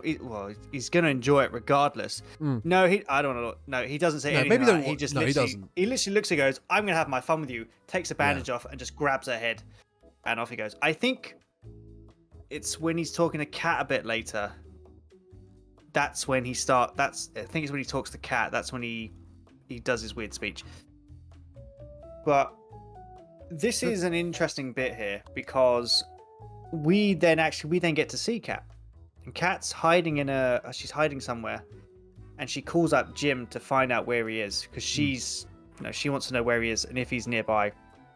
And it's an interesting scene here because Jim at this point in time has stopped near a lake. He stops again because I think it's because Kat calls him, and he's looking down at a small lake or like a pool of water, and there's a mannequin head floating in this water. I thought it was a Michael Myers mask, but I double checked it's not. And he has a really weird trip here. Yeah. He imagines this head is some weird infected mouth that looks like it wants to tickle his nuts with her tongue or something. She's just blah, blah, blah. But he starts to cry. And when I saw it, I thought, oh crap. What's going on here? And Kat even says, "Are you still there?" And he goes, "Oh yeah, sorry, I'm just a bit lightheaded." And you think, okay, that's weird. But he then travels on. He keeps on going. It's like, cool, right? You're at the hospital. I'm off again, and he goes on. Yeah, it's a weird moment. Yeah, this is signs. Well, what the Wikipedia entry says, signs that he's infected. But to me, I didn't get signs that he's infected till a certain scene later on, where you see this scene and you think, shit. Yes, spoilers by the way. Yeah, spoilers, but Jim, close to it. It was shit. Alive? But that scene, you're really? No, not Jim. Yeah, and that's what was great about this film. Is you think, oh, it's a love story. They're gonna get to, oh no, wait, hang on, oh fuck. Yeah. But it is interesting because, like I mentioned in my speech, there's a certain speech that again shows another kind of dimension to these infected, which is kind of not been seen before. However, before we get to that lovely bit, we get to go back to the hospital scene where there's a butt-naked bloody orgy going on, which the subway guard gets to witness. It's just, I mean, businessman has left his prey. He's moved on. His prey, shall we say? Yes. And subway guy wants to just get out. He's trying to escape, and he's in between. He's in this corridor that's in between his exit path and the reception, where all the people that were in the reception are now heavily infected. They're very naked. Oh yeah, and they are off. Having the wildest monster orgy you could ever think of. And I mean, my note for this simply was, I mean, they might be infected, but they're still like, yeah, let's have some fun. I mean, well, this is what I said about earlier. How they're when they're affected, they are sexual deviants, they're predators. All they want to do is torture and sexual abuse, but they're like that with each other as well. Really violent, sexually abusing each other. Like they just can't they don't care stop. Who they do it They to. don't care. It's just it's a constant. That's where this is a great throwback to the basketball court scene, where you get to find out that even though they're infected, if one of them was to swing a sledgehammer into their feet and break it, they'd be like, "Oh, cool, do it again, do it again, do it differently, do it in my face." Whilst you're breaking my foot with a sledgehammer, you shove your fist up my butt. I don't care. Whatever you can do to me, just do it. I don't care. Just make me feel something. Just do it. There's like I think it's in the cross. There's a line which is that they don't care. It's like the boundary that if an uninfected mind has is don't do that. That's immoral. Don't do that. But when they're infected, it's I don't care if I'm going to go have sex with a chainsaw. I don't care. There's a great shot with the subway. Spoilers that might happen in the cross. There you go. There's a great shot in the scene with the subway attendant escaping. So he gets past the orgy room, but to the next room, he encounters Molly, who has turned. She's feasting. She's feasting. She's turned. She's infected. But as he's slowly moving back, it's a side shot of him slowly moving back, and the camera's following him. And you suddenly see a bunch, the bunch of infected from the reception, naked just people. crouched there, just stood there with a big smile on their face, looking at him. It's a great shot. And it's so good. They grab him, they bring him to the floor, and Molly walks over with what looks like a Dremel, like a rotary tool. That they might use to like crack open bones or like whatever, like cut bones, and goes to town. Is it his face or is his gut? I can't remember what she starts. It's something. It's either his gut or it's something below the belt. And he's gone. He's very much gone. He's but gone. We don't see him again, so he doesn't become like an infected main character again. Fairly certain he's probably not coming back from that. No, he's very much out of it. Which again sets it apart from zombie films, because if they inflict enough damage, that's it. They don't come back. Yeah. Molly's speech here is interesting because she says that she never fitted in, but she only had to find the right people. And yes, to her, that's I'm infected now, but actually, shit, this is great. Loving it. Which bear that in mind, because when we get to a scene not too much far in the distance, there's a weirdly poignant moment where it's Jim's speech.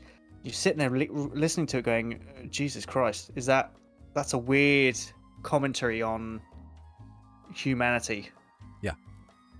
Yeah, I think I know exactly what you're talking about. Yeah, and before that we are still in well, we're not. The businessman is in hot pursuit of Cat throughout the hospital, and the hospital seems to be being renovated on a few floors upstairs. So it's as you mentioned, hospital was a set. This feels like, okay, how can we do this on the cheap budget? Hospital's been renovated, fake walls and just plastic sheets everywhere, make it look like it's been renovated. Exactly. Pretty straightforward. Yeah, as she's not just been chased by the businessman though. He's got two little lackeys, two little infected lackeys. That actually find her first. They find her first, and she sort of blocks a doorway. She bends. What does she bend? She bends something. Oh, around she bends like a walker, a walker thing, something like that. Around the door handle, these arched door handles, and they can't get through. But once the businessman turns up, no, he's got an agenda. He has got a job to do, and he squeezes and crawls through this door while the two lackeys are still trying to scratch and claw at the door. They can't get through, and he gets through with his axe. Yeah. Doesn't end well for him though. No, but he then blocks the door again, if I remember rightly, because they ask him to open the door and he doesn't let him in. So he actually then closes something else around the door. He does, because to him it's like, no, she is mine. You are not having her. And he's still persistent that this is all he wants to do. Yeah, but it's when he's barricading the door. And you can see him. He's putting all he can into bending this metal. Yeah, he is. It's just this. The eyes and the rage and the drive is just. You can see it's building so much, because to him, the virus is. You're gonna get her. You are going to absolutely terrorize this woman. But to have the strength to do that, to bend that metal, he doesn't really. You don't really get any information on if they become super strong. No, but he's just that determined. It's like, I found my prey. I'm gonna have her. Yeah, he's a tenacious little fucker, shall we say? But as you just mentioned a minute ago, it doesn't end well. No, So she hides, if I remember rightly. So she moves to a certain area and she takes the fire extinguisher Yeah. and she hides behind one of the flowy Yeah. renovated sheets. And he's moving her down the end, but he only realizes that she's tricked him when he notices one of them's missing. Yeah. Turns and around. That's when he turns around and she cracks him right in the face. Actually, before she cracks him, she uses the fire extinguisher first. Oh, she does, yes. She blinds him. Then she cracks him, and she cracks him again. And she cracks him again, and again, she and just again. beats him. And you see this is where you see it, but there's a little brief moment, and this is when we're about to get into the sort of the commentary that this film is doing about humanity, because he looks at her and she is beating his face, and he doesn't resist. That's the thing, he doesn't resist, and he looks at her and goes, "Well, you're just like me." Yep. And there's this moment, and you can see it in Kat's eyes as she's violently trying to kill this man, and you can see she registers this as has he got a point? Because all they've been doing this whole time is violently killing people. Yeah. She's now doing the exact same thing. But in defense, self-defense. They aren't doing it in self-defense. That's the thing. No. I think that's what it starts her brain ticking. It gets the cogs going for sure, but end of the day, it'll always come back to that is self-defense. They are not. They are choosing to do it. She's choosing to do it to save her life. Yeah. But it's a good point, though. It is a very good point that he makes. And this is the point where Kat is grabbed by someone who's been... Oh, no, the lackeys get in, don't they? Yeah. The lackeys get through the door. She starts to run, but she's pulled into a door that has a massive... It's like a big steel, very thick steel door. Yeah, it closes shut and it locks. And there's a doctor in there who takes us out. At this point in time, she's caked in blood because she's battered the businessman to death. But this guy is covered in a white pure hazmat suit, mask, goggles, gloves, everything. Yeah. And he asks her, he tells her to get in the shower and to put the handcuff on because he doesn't trust her, which is fair enough. Yep. You don't know if she's infected or not. So she does so, and she gets cleaned up and everything, and he says, "Look, take your clothes off. It's contaminated. We've got to clean you down." She asks him if he's a doctor. Says, "Yes, I'm a virologist," which is interesting because his name's Dr. Wong. Dr. Wong, because this is the kind of person you would want to meet, as they should understand what's going on. Yeah, they should understand what's going on. So she does so. She gets her clothes off. She gets dressed and all these things. And this is where we start to learn about this virus. And it's very, very interesting to learn about it. It's very clever. Basically, the virologist effectively says, you get infected with this, and all it's doing is it's enhancing certain traits. Yes, it fuses together two parts of your brain. It fuses together creativity, and it fuses together the natural tendency to be violent, or the violent part. It's desire and aggression. Desire and aggression. It enhances desire, aggression, and creativity. Yeah. Together. So it basically what it does is it ramps it up to about. It just rips the dial off, turning up the aggression. Yeah.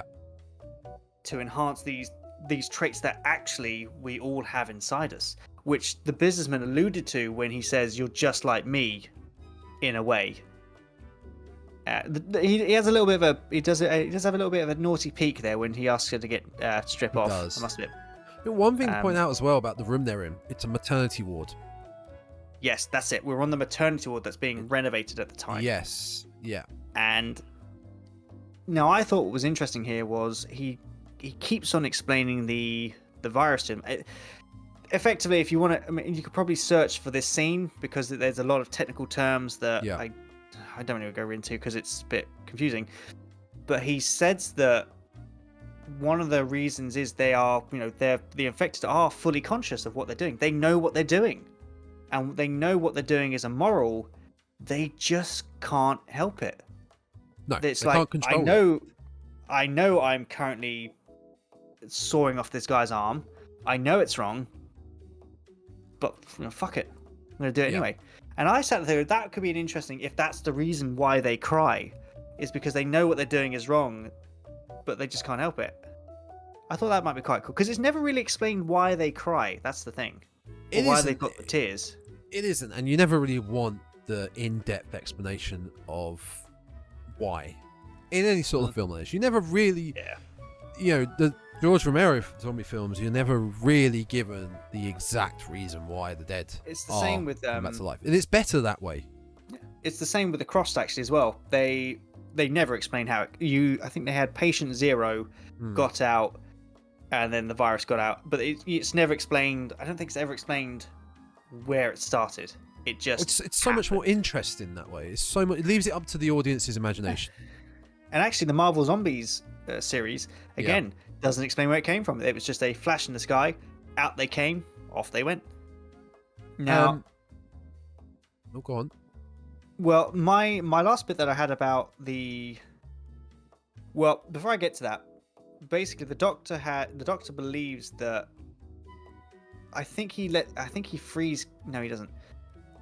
I think Kat's still chained up at this point, but she's getting changed, and he's at this point in time he's put next to her a biological waste bin next to her, and she puts her clothes in there. No, he's unchained her at this point in time. He's taken the handcuff off. She puts her clothes in the bin, and it's at this point in time that we hear a baby crying, and it's coming from the bin. Yep. So when I first saw this, my first thought was, oh crap, do not tell me that there are infected kids in that bin. And of course, lo and behold, there are infected babies in the bin, and they're infected babies. That's it. Which is interesting because the film kind of suggests that even as soon as you're born, you have it. You may not know it, but you have that desire, aggression, and creativity already there. It's just like small levels. And what again the virus does is it enhances it. I wonder if, say for instance, the orgy scene downstairs in the reception. Yeah. If, for example, any babies were made out of that, okay? Yeah. If that's possible with the infection in a woman's body, I would assume it would be. And she's ovulating, guy ejaculates inside her, baby's made, okay? Can the infected woman give birth to an infected baby? I think again the Cross dealt with that. Right. I can't remember how it worked. Okay. But I would assume that the kid would be infected. If you think about taking nutrients from the bloodstream, it would probably take virus and things. But it would be a case of if that baby is then, over 9 months. Yeah. Would it be born as a standard infected, or would it be born with a better understanding of the virus or something? Again, I think the Cross dealt with this. I don't know how they did it, but that's an interesting concept. However, oh no, go ahead, because I might be jumping ahead. My next bit was again speaking about who is this is the point where I thought actually who is evil here. Who is more sadistic? Is it the infected or is it normal humans? Because we find out that the doctor at this point in time has actually infected Kat with the virus. Yeah. Because he wants to know if she's immune or not. And he explains that he took the babies from the maternity ward because if the infected found them, they would they'd commit horrible acts upon them.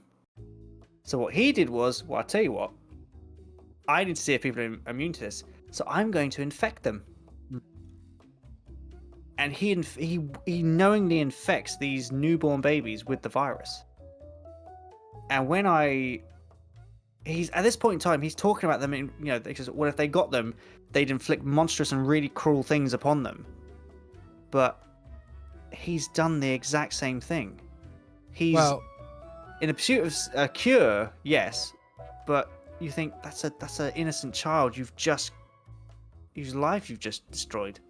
It is, not agreeing with it. What I'm saying is it's how medicine works, not with babies, obviously, but with animal testing. You have to test stuff. You have to test it. Test is the key word here. This guy, I mean, like I said, I'm not condoning this, whatever. He clearly had a decision to make. He had no animals. He had to. He was working against the clock. He had to. Yeah. And unfortunately, in the most horrible, sadistic way, even though he's not infected, he used what he had, which was the babies. And like you said, he injected her with the virus. It's the only way to find out if she's immune to it. It's the only way to find out if the babies are immune to it. But it's sad. Sadness. It's a sad way to do it. It's a very bleak. Yeah, it's a pretty bleak way. Thinking that, I mean, obviously, he decided, I haven't got any other choice. I got to do this. Yeah. I mean, it depends on how you look at it. You can either look at, I looked upon it view as like, well, that's a cruel thing to do. Surely you could have been like, you know what, they come in, these newborn babies, I tell you what, here's an overdose of morphine, you'll go out peacefully. Yeah. Obviously, instead he thought, shit, if this virus gets out, we have to find a cure, but take it as you will.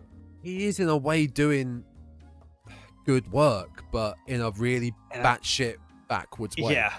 Yeah. That's the way. Like, yeah. Now this is the point where she uses the phone. Yes, she's texting. She texts Jim to say she's on the maternity ward, 8th floor. How does she use the phone? She uses the shower. Once the shower is on, she uses the steam from the shower. That's it. To fog up the screen of the phone, catch it in the light, and she's able to see where the security guard, the subway attendant's finger pattern was. So she can find the pattern out. She unlocks the phone and then texts Jim her location. She texts him her location. She doesn't actually tell location in the hospital. He already knows she's in the hospital. Yeah, she just doesn't know where she is. Yeah. Now, this is a point where it's very apparent that something is not right with Jim. I mean, it's very obvious at this point that he's infected because after the scene where he has the weird little trip with the mask in the lake, you never see his face from this point until we see him again when he comes face to face with Kat. Yep. You never see his face. He drops the moped off. He's either walking away or the camera is conveniently stopped at his neck.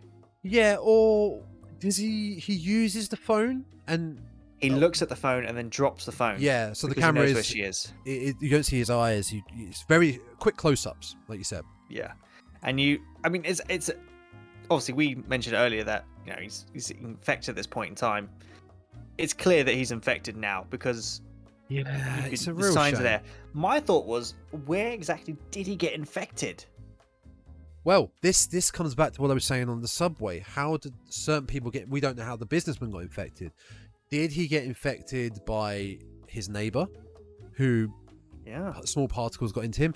Did he get infected by the kids? We don't really know. It's not clear, but regardless, he's infected. Yeah, he's infected now. And we skip back to Kat and Dr. Wong.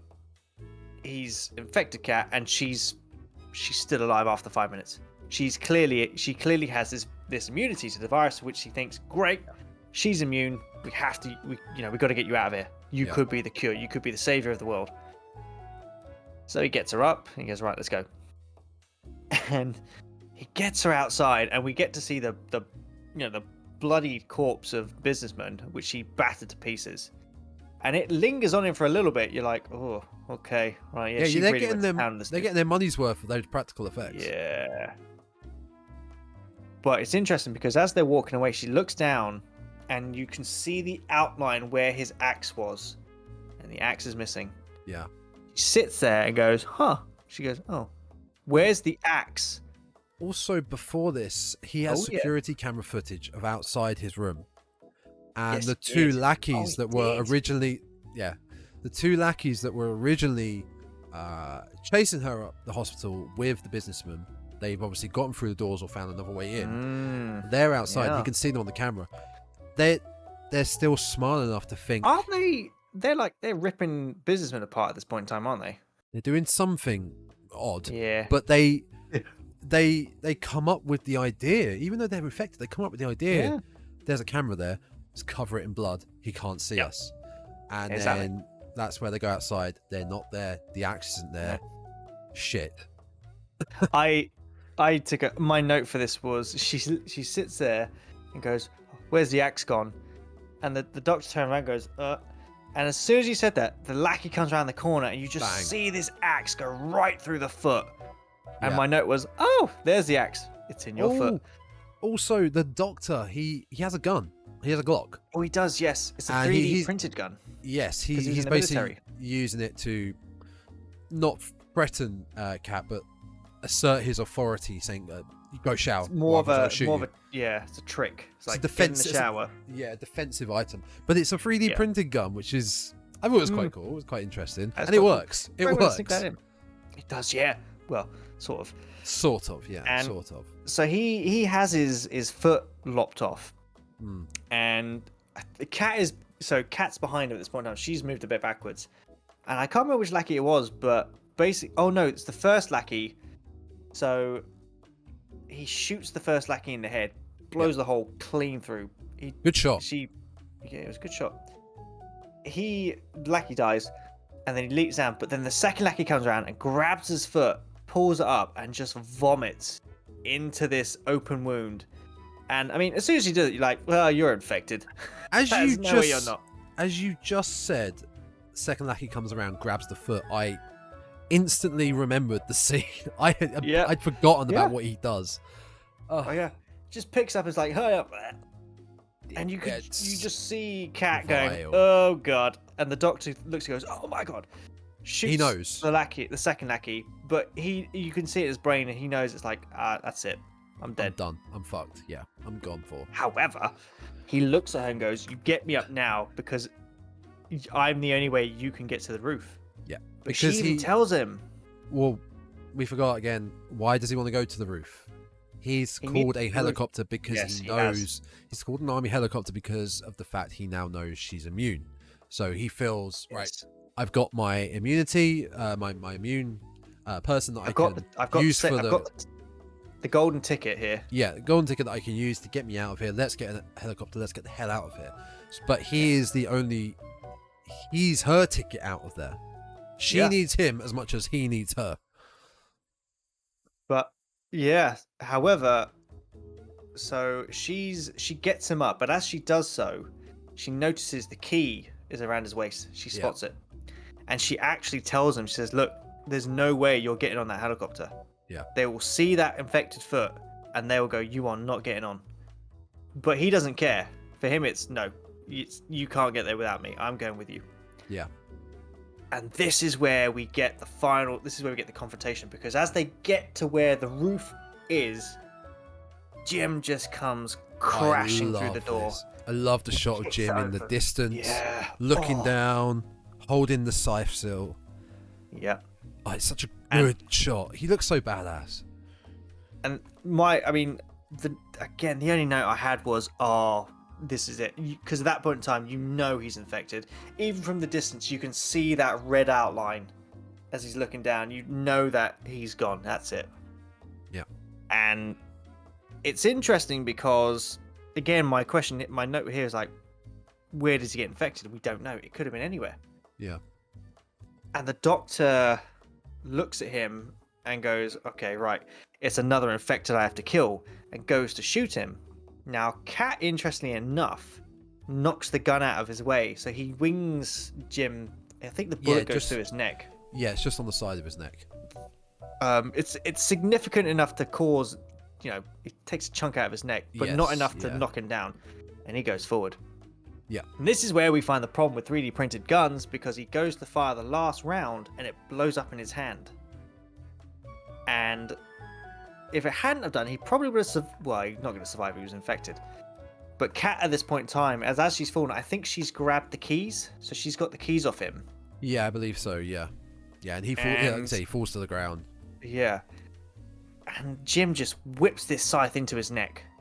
And it's a great prosthetic, because you can see it's in there. Yeah, And is he it just at stands this? there. Yeah. Is it at this So point it's not- though? Sorry, is it at this point where because Dr. Wong becomes infected instantly, and he states that he enjoyed what he did to the babies. Yeah, he enjoyed killing the babies. Yeah. Oh, that's sorry. his infected, sadistic side coming straight out. It should also be mentioned that the only surviving baby somehow, I think he said it survived. It was rested longer than normal. Yep. Which is odd. But then he sticks a glove on. He cracks the baby's neck off. You don't see it again. You hear it. You don't see it. Yes. Yeah. Yeah. And I can't remember why, but I think at this point in time, a cat's not behind the door. She's not behind the locked door, but she's moving that way. I think it's because she's realised that Jim is infected as well. It's kind of like imagine like a T section. So top of the letter of capital T, shall we say? You've got to the right. You've got Dr. Wong's room. To the left is where Jim came through, and down the bottom. Down the bottom is the locked door leading to the roof. So Jim and Dr. Wong having their confrontation at the top of this T section, while Kat, I think, has made her way down to the locked door and she's trying to unlock the door. Yes, that's right. Yeah. I think she gets through the door. I think Jim also looks around and realizes what she's doing. Yeah. So as the doctor's explaining how he loved, how he thoroughly enjoyed killing the babies, you can see he's turning. Jim just whips the thing out of his neck, and it's really quick. Yeah, the doctor's done. Blood goes everywhere. No, he doesn't. He whips it out, and he just stands there as the blood hits his face, and he's just reveling in this. The fact he's just caused this death. The doctor is enjoying it as well as he's dying because he's infected, but Kat gets through the door and locks the door and sits back as Jim gets to the cage. And this is where, for me, it shows how their brain is still there. Yeah, it is. How they can be they're infected, but he's very cleverly. He gets a really quite beautiful speech actually, till he gets to the end. And he tells her, it's like, look, I've crossed the city for you. I've done all I can. I needed to get you. I needed to find you. And all these really quite romantic things. And Kat's sitting there thinking, my God, he made this all way for me. We wanted to do this. And then he just goes on about how he's going to kill her in a very quite graphic way. Yeah.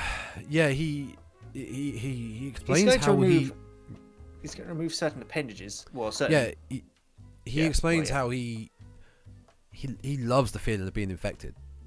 The feeling of being infected brings him so much joy, doesn't she? So much joy and pleasure of everything that he gets out of being infected, and that there's no love left. There's no love left, and all he wants to do is mutilate, torture, all those words, and kill her as painfully as he can.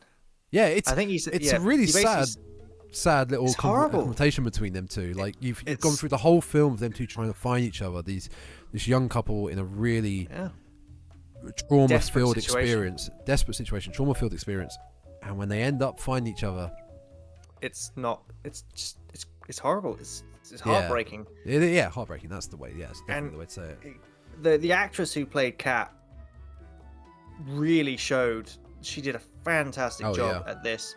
They both were. Because as he's explaining how he's gonna look, I love you, I need you, just so I can, I'm gonna cut do all the horrible things to you. I'm gonna do this. I'm gonna peel your skin off so slowly as I do it, as I enjoy it.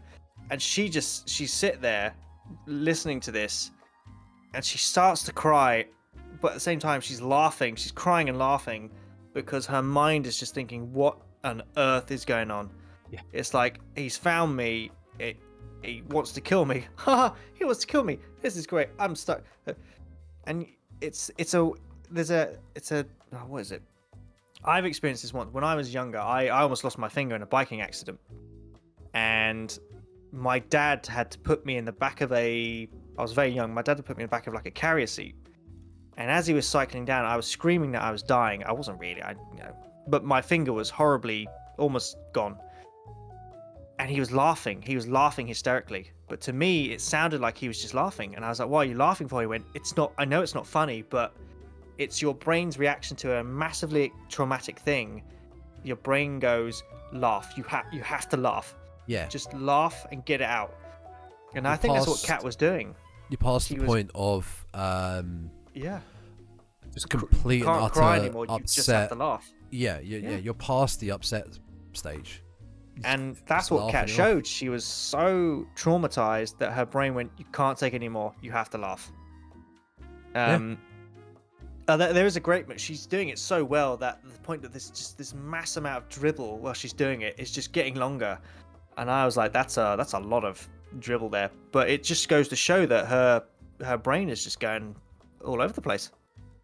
The last point of the plot synopsis on Wikipedia, I think someone has gone rogue with this, because so the last sentence here, right, says Kat flees. So she flees to the roof after this. She leaves. Yeah, she opens the door, runs upstairs. Big white light. And that's where the film ends. But it says here she flees to the roof, where she is presumably killed by soldiers. I had that note. Yeah. It presumably is it's an assumption. You don't know. I only caught that the second time I watched that before we recorded this. The first time I didn't notice it. The second time is you hear the helicopter and she gets out, the door closes, but it's not very loud, but underneath the helicopter blades, you hear the gunfire going off, but then it stops. Interesting. So it stops before the credits go and the music kicks in. So it does imply that she got to the roof and then they went, no. Potentially the army has moved in and gone, look, don't assume everyone down there is infected. We need to Raccoon City this and just get rid of everything.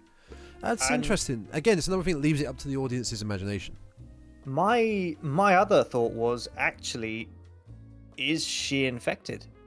Because if you think, because obviously you hear the gunfire, you think back to when the doctor was explaining about the baby that lasted longer before he turned, and the last thing we see is Kat. She's laughing, she's crying in this weird state, and is that her brain going, I'm infected? But she just managed to hold off for a bit longer, and when she got to the roof, they went, oh nope, she's infected.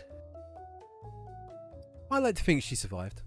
I like to think she survived. I like to maybe think that there was some other people on the roof that were like, oh, survivor, shoot the infected. But in such a morbid, bleak film, it would make sense for her to die in the end. That everyone just doesn't survive this trauma of like you said, could be a few hours, because it's light time. It's light time. It's daytime still. Yeah. The army, or the world powers went, oh my god, this is happening. Blow up the bridges, don't let anyone off. Just go in and eradicate everything. Taiwan, it's a small island, so thankfully it could be contained, hopefully, unless someone got on a plane or a boat. Yeah. We don't know. And then the credits get out. I looked this up because the credits kick in and it's like a brutal death metal song. It's hardcore. It's great. And my first note was like, oh, is this Cannibal Corpse? It sounds like Cannibal Corpse. I looked it up. It's not. It's a band called Ashen. But do you know what the song was called that they used? Go on. The song they used is a song called Crying City. And I went, that is a fantastic song to have as the credits. Perfect. You have a song called Crying City. Great. That's perfect. Oh yeah. That is where the sadness ends. This might have been one of our longest review / walkthrough of a film, I think, ever. I know. But it warranted it. It deserves it. It warranted it. And one thing it reminded me of throughout watching is a film that came out, I think, about 5-6 years ago called Baskin. I've heard of that. Baskin is a Turkish horror film that is kind of has its own depiction of hell. Now, to me, like, whatever happens in Taipei in the sadness is hell, because they're like, I don't want to call them soldiers of hell, but they've just become like demons. Oh, okay. There's no good in them. The people in the sadness, there's no good in them. It's all pure evil. Baskin, from what I remember, is is somewhat of a depiction of hell. I might be wrong. It's been about 5 years since I've seen it. Baskin's wild. Like, if you see the trailer for Baskin, it really reminded me of when the first trailer for the Evil Within game came out. Oh, okay. It was like a new take on horror, just hell. But yeah, like how Taipei becomes hell, it just instantly within a few hours, because it's just people that are pure evil. People that are just pure. There's no good in them. There's no reason. There's no resolve. Just demon. They're just monsters. They're just, like I said at the beginning, they're just monsters. Okay. I love this film. It's there's not many like it. No, there really isn't, and I think that's what made it stand out, because I went on Shudder because I was looking for a film to watch, and it popped up at the start. I was like, oh, The Sadness. I was like, oh, okay. And the more I looked into it, the more people are saying, yes, you have to watch The Sadness. And when I did, even I mean, we then talked about it, said, look, yeah, you have to watch this. It's just, it's a great thing. Is it's not I can't say it's a great take on a zombie film, because it's not a zombie film. It's not. It's the hard thing to say to someone. It's a great take on a contagion type film, on a virus type film. Yeah, a virus film. Yeah. You can't say to someone, oh, it's like a zombie film, because it's not even like a zombie film, really. It's not even like a virus. Well, it is. It is a virus film. It is a virus film, but it's the closest film it relates to is probably 28 Days Later. I think. Yeah. I think that's the closest you could say to someone. It's kind of like this, but not. But kind of like this. Nothing like Dawn of the Dead. Nothing like Day of the Dead. Nothing like a zombie film. So it's kind of like this, but with some extra, graphic stuff in it. Obviously, we like our trivia here on the Dreadcast. So the film actually got funded with a mixture of cryptocurrency, which I think is a first, and revenue from a producer's cam girl business, which I thought was quite funny. Yeah. I had no idea it was a crypto bro film. Yeah. Oh, that's really that is sad. The scene I may have mentioned earlier, I don't know if it was on recording or not, but they cut a scene from this film because they thought it was too funny. And the film was actually in the hospital, where an infected was going to enter an operating room where someone was having their brain operated on. And the infected basically takes a crap inside the wound. And when they filmed it, the director watched it and went, that's really stupid. That's really quite daft. They thought it was too funny, and the director went, tell you what, make it public domain. Whoever wants to use it, just take it. It is silly, but then you look at... No, actually, no. I was about to say you look at... It doesn't fit. You look at the orgy and the reception, but that fits because that's part of the infected's mind. That's what they want to do. Yeah. That doesn't. No, that makes sense. That doesn't, because there's nothing like that in the rest of the film. Yeah, it feels like that would be more appropriate in if Scary Movie did a parody of this. Yeah. Or some weird stoner zombie film. Yeah. Yeah. Completely. Yeah. Yeah, that was one hell of a. Oh yeah. Hell of a run through that film. It's a very wild ride, this film. Yeah. If surprisingly, as basic as the film is, there are so many great little moments you have to break down to actually analyze it, because like we said, it's, you get all these violent scenes, but then there are moments where you have to sit there and think, that's a really good commentary on how we're addicted to our phones. How, in this situation, what would you choose? How would we react? Oh my god, is this what it's like? It's great. Very subtle moments like that sprinkled throughout the film. It's like, what would you do to if you had a partner that in this situation? How far would you go to get back to her? Obviously, then hopefully you wouldn't get infected, but Jim did. Yeah, I would recommend this film no matter what. But I would heavily. If you're not a fan of body horror or extreme gore, just stay away from it. Yeah, I would heavily. Yeah, well, yeah, that's what I was gonna say. Yeah, heavily mention that on top of it if I was to recommend it. Yeah, and you can't really do you couldn't really release this in like like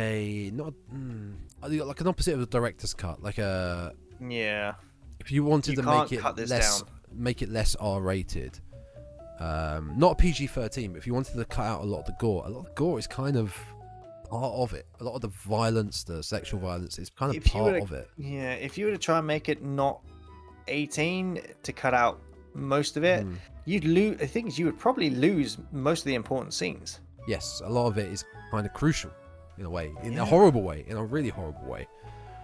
Yeah. But yes, we would highly recommend this. So oh yes, it's so good. Go watch it. Yes. I think we're done about talking now, aren't we? Our voices are starting to go. I'm starting to feel it. Yeah, I mean, like I said earlier, I took a terrarium cage to the throat, so my throat is going out, and I haven't had dinner yet, so I need to go eat some food. Let's get out of here. Right, next time. Yeah. I'm very excited for next time because it's a two-parter. It is my birthday special, and we're doing one of my favorite films, a film series that got me into what I do for a living, which is prop making. And that is Grindhouse, which is featuring part 1 being Planet Terror and part 2 being Death Proof. Featuring we're gonna discuss all the fake trailers too. Nice. Looking forward to it. So that'll be the next 2 episodes. Great. We also have new content to discuss. Yeah. Would you like to just? We do. We have a new series that's appeared on our channel, the Dreadcast. It's called the Dreadcast Plays. We initially, when we decided to create the podcast, we wanted to include horror TV shows and horror video games. I think we wanted to include horror music as well, but it was all too much. Maybe there may be some issues with horror music because you get a lot of copyright stuff, and etc. etc. So with horror games, rather than try and play them, then break them down, and TV shows, you need to sink some like serious hours into them. You need to commit. Exactly. So, however, what we decided the other day was, rather than try and break them down, discuss them, we'll just play them. Yeah. So you can now check out the Dreadcast Plays, where we will play video games on the channel, horror video games, and you can just enjoy them with us. We'll give you some trivia. Yeah. You know, bit of fun. We're starting to branch out on different types of content. We have the podcast, we have the Let's Plays, and we also have the trailer breakdowns. Yes. So that's good. So the first Dreadcast Plays is available. You can catch me playing Alice Madness Returns once I finally got it to work, because there was some technical bugs. Because the official YouTube is also live. So the Dreadcast on YouTube, you can find it there. You can. And you can find us on all our socials, which are down there somewhere. Yes, no, they are down there. They're written. These are our personal socials. But the actual podcast, which is actually diagonally down there, you can find, I'm going to read them now, Spotify, Apple Podcasts, Google Podcasts, Amazon/Audible, Podbean, and as I said, YouTube. Just type in The Dreadcast and all of it, you'll find it. It's a big logo that says The Dreadcast. You'll find all our past and current content. And you can also find us on Instagram, the official Dreadcast page, which is @the_Dreadcast, which I believe is not the same on TikTok. No, on TikTok it's The Dreadcast. That's where you can find us on TikTok. Yeah. I think that's about it. It is. I think we had a great retrospective here. That was a beast of a retrospective, and now I get to go edit it. Yes, you do. But until next time, I'm very stoked for the next couple of episodes, because it's going to be great. It's my baby, Grindhouse. Can't wait. That might even be a beast of a couple of episodes. So get ready, folks, and get ready, you. I'm going to have to go watch these films again. Oh yeah, for sure. That's what I'm going to be doing. Oh hell yeah, proper research. Right. Until next time. Stay creepy.